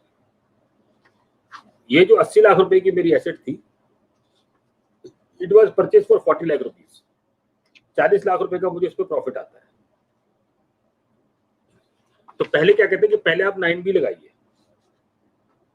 पहले आप 9B लगाइए, और 9B लगाने के बाद आपने 40 लाख रुपए पे टैक्स लगाया, और मैंने 40 लाख रुपए पे टैक्स लगाया 30%। अभी मैं एग्जांपल समझने के लिए बात कर रहा हूँ, 30% मैंने टैक्स लगाया, तो 12 लाख रुपए इसके ऊपर टैक्स लगा, ठीक है सर। और टैक्स लगने के बाद 40 लाख रुपए प्रॉफिट आया। 40 लाख रुपए सपोज कीजिए 4 पार्टनर है, तो 10 लाख रुपए पर पार्टनर इसमें प्रॉफिट 9B में लग गया, ठीक। तो अब मैं क्या करूंगा, अब ये जो पार्टनर रिटायर हो रहे हैं, जिनके पार्टनर के अकाउंट में ऑलरेडी 50 लाख रुपए खड़े हैं, ये 10 लाख रुपए इनके हिस्से का प्रॉफिट इसको क्रेडिट कर दूंगा, तो इनका बैलेंस हो गया 60 लाख रुपए। फिर मैं इसमें से जो 3 लाख रुपए इनके हिस्से का टैक्स है वो इसको डेबिट कर दूंगा, इनका बैलेंस हो गया 57 लाख रुपीस। अब इनको जो मैं पेमेंट कर रहा हूँ वो कर रहा हूँ 80 लाख रुपए की एक एसेट, कैपिटल एसेट, और 20 लाख रुपए मनी दे रहा हूँ। तो यहाँ पर क्या हुआ कि 1 करोड़ रुपए की मैंने इनको पेमेंट कर दी, और इनका कैपिटल में बैलेंस कितना आ गया, 57 लाख। ये डी है, जो 45 की मैं बात कर रहा हूँ, डी कंपोनेंट, ये 57 लाख है। अब इस केस में मेरा जो प्रॉफिट आ गया, ये आ गया 43 लाख, जो मेरा 45 सबसेक्शन 4 में टैक्सेबल होगा 43 लाख। ये मुझे बेनिफिट दिया है इस सर्कुलर ने कि मैं इस इनकम को उसकी कैपिटल को क्रेडिट कर दूं। लॉ में नहीं था ये सर्कुलर से मुझे बेनिफिट आया। तो अब मैं 43 लाख पे टैक्स दूंगा। अगर मैं ये वर्किंग ना करता और पहले टैक्स देता तो 50 लाख में से 1 करोड़ रुपए माइनस करके मुझे 50 लाख रुपए पर टैक्स देना पड़ता। नाउ हियर 43 लाख मुझे 45 में टैक्स देना पड़ेगा। इस 43 लाख को फिर मैं फर्म के पास जो रिमेनिंग एसेट्स हैं उसमें एट्रीब्यूट करूंगा as per rule 8AB। Rule 8AB में उसको एट्रीब्यूट करने के बाद फिर फॉर्म नंबर 5C फाइल करूंगा, बताऊंगा कि किस एसेट पे कितना एट्रीब्यूट किया है, कौन सी शॉर्ट टर्म कैपिटल एसेट थी और कौन सी लॉन्ग टर्म कैपिटल एसेट थी, राइट।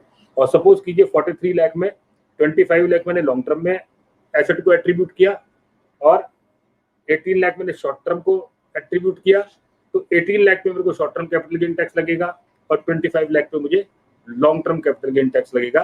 तो ये है सारा का सारा सेक्शन 45 सेक्शन 4 और सेक्शन 9B भी हमने कवर कर लिया। And I think I have covered almost each and everything.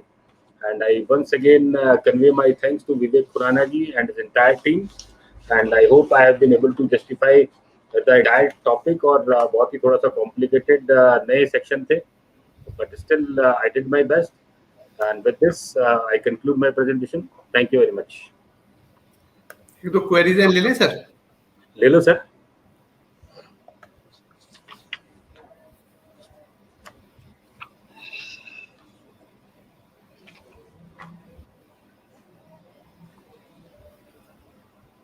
Car की तो वैल्यू घटती है ना रोहित सिधाना जी, आपने कहा कि partner purchases car in his name and it added as fixed asset of the firm on retirement, car was transferred to that partner, any taxes payable or not.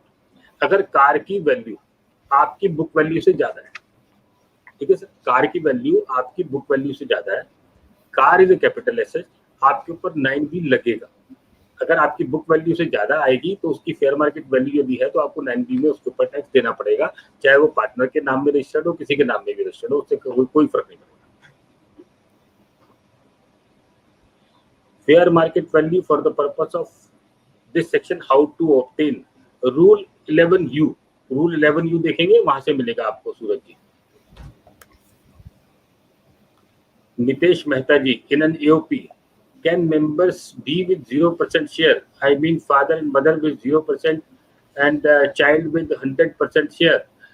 देखो मैंने आपको कहा कि AOP की बेसिक रिक्वायरमेंट ये है that you are there for the purpose of generating income or business and for sharing profit. ठीक है, अगर शेयरिंग प्रॉफिट नहीं होगा तो AOP नहीं बनेगी। तो चाहे आपका 1% शेयर हो, शेयर होना बहुत जरूरी है।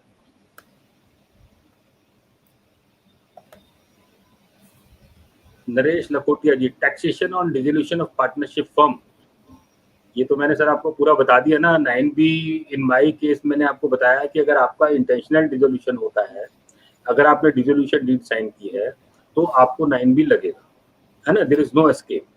अगर dissolution is there due to operation of law, then to my mind अगर मेरा केस होगा तो मैं किसी केस को हैंडल करूंगा तो मैं उसमें टैक्स नहीं दिलवाऊंगा and I will go and fight.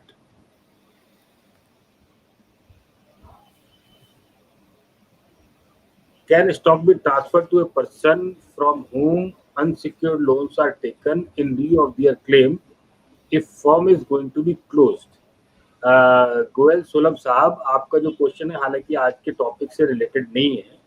Partner को तो ट्रांसफर कर ही सकता है, उसमें तो एब्सोल्युटली कोई प्रॉब्लम नहीं है. और अगर पार्टनर को ट्रांसफर करेंगे तो फेयर मार्केट वैल्यू पे ट्रांसफर होगा और 9B में आपको उसके ऊपर टैक्स लगेगा.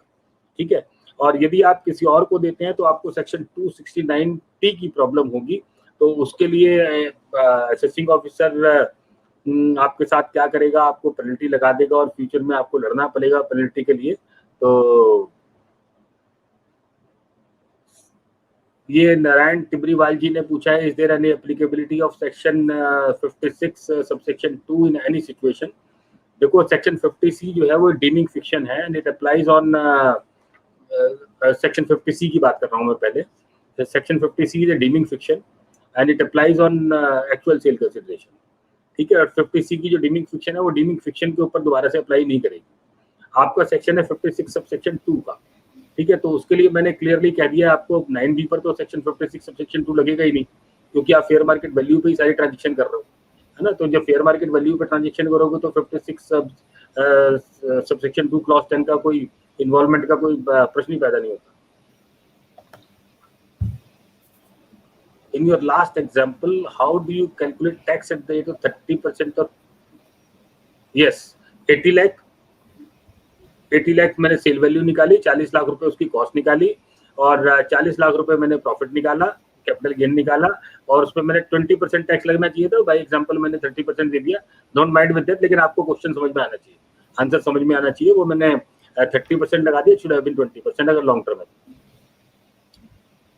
If without any change an asset was transferred to partner, all section will not be applicable. 100% right Rohit Sidana ji. आपने मैंने बोला भी था ये बीच में कि ये एक स्टेट जैकेट फार्मूला है, डीमिंग फिक्शन है और डीमिंग फिक्शन में यदि आप फॉल करोगे तभी आपके ऊपर टैक्स लगेगा. if in any manner you are outside the scope of this dimming fiction तो आपके ऊपर टैक्स नहीं लग सकता. Is there any limitation on salary to partnership in partners in LLP? Sir ये तो मेरे ख्याल से 40B दोनों पे अप्लाई होता है. फर्म वर्ड यूज किया है 40B पर, 40B में कोई पार्टनरशिप फर्म वर्ड थोड़ी यूज किया है. इस बार में देखिएगा 40B दोनों पे अप्लाई होगा.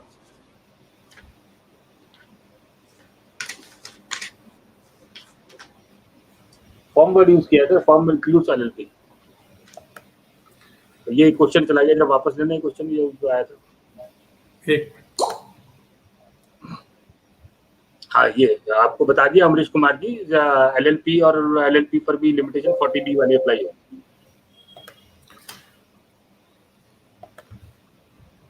Okay, sir. I think we have covered all the queries, and my sincere thanks to you for such a wonderful deliberation.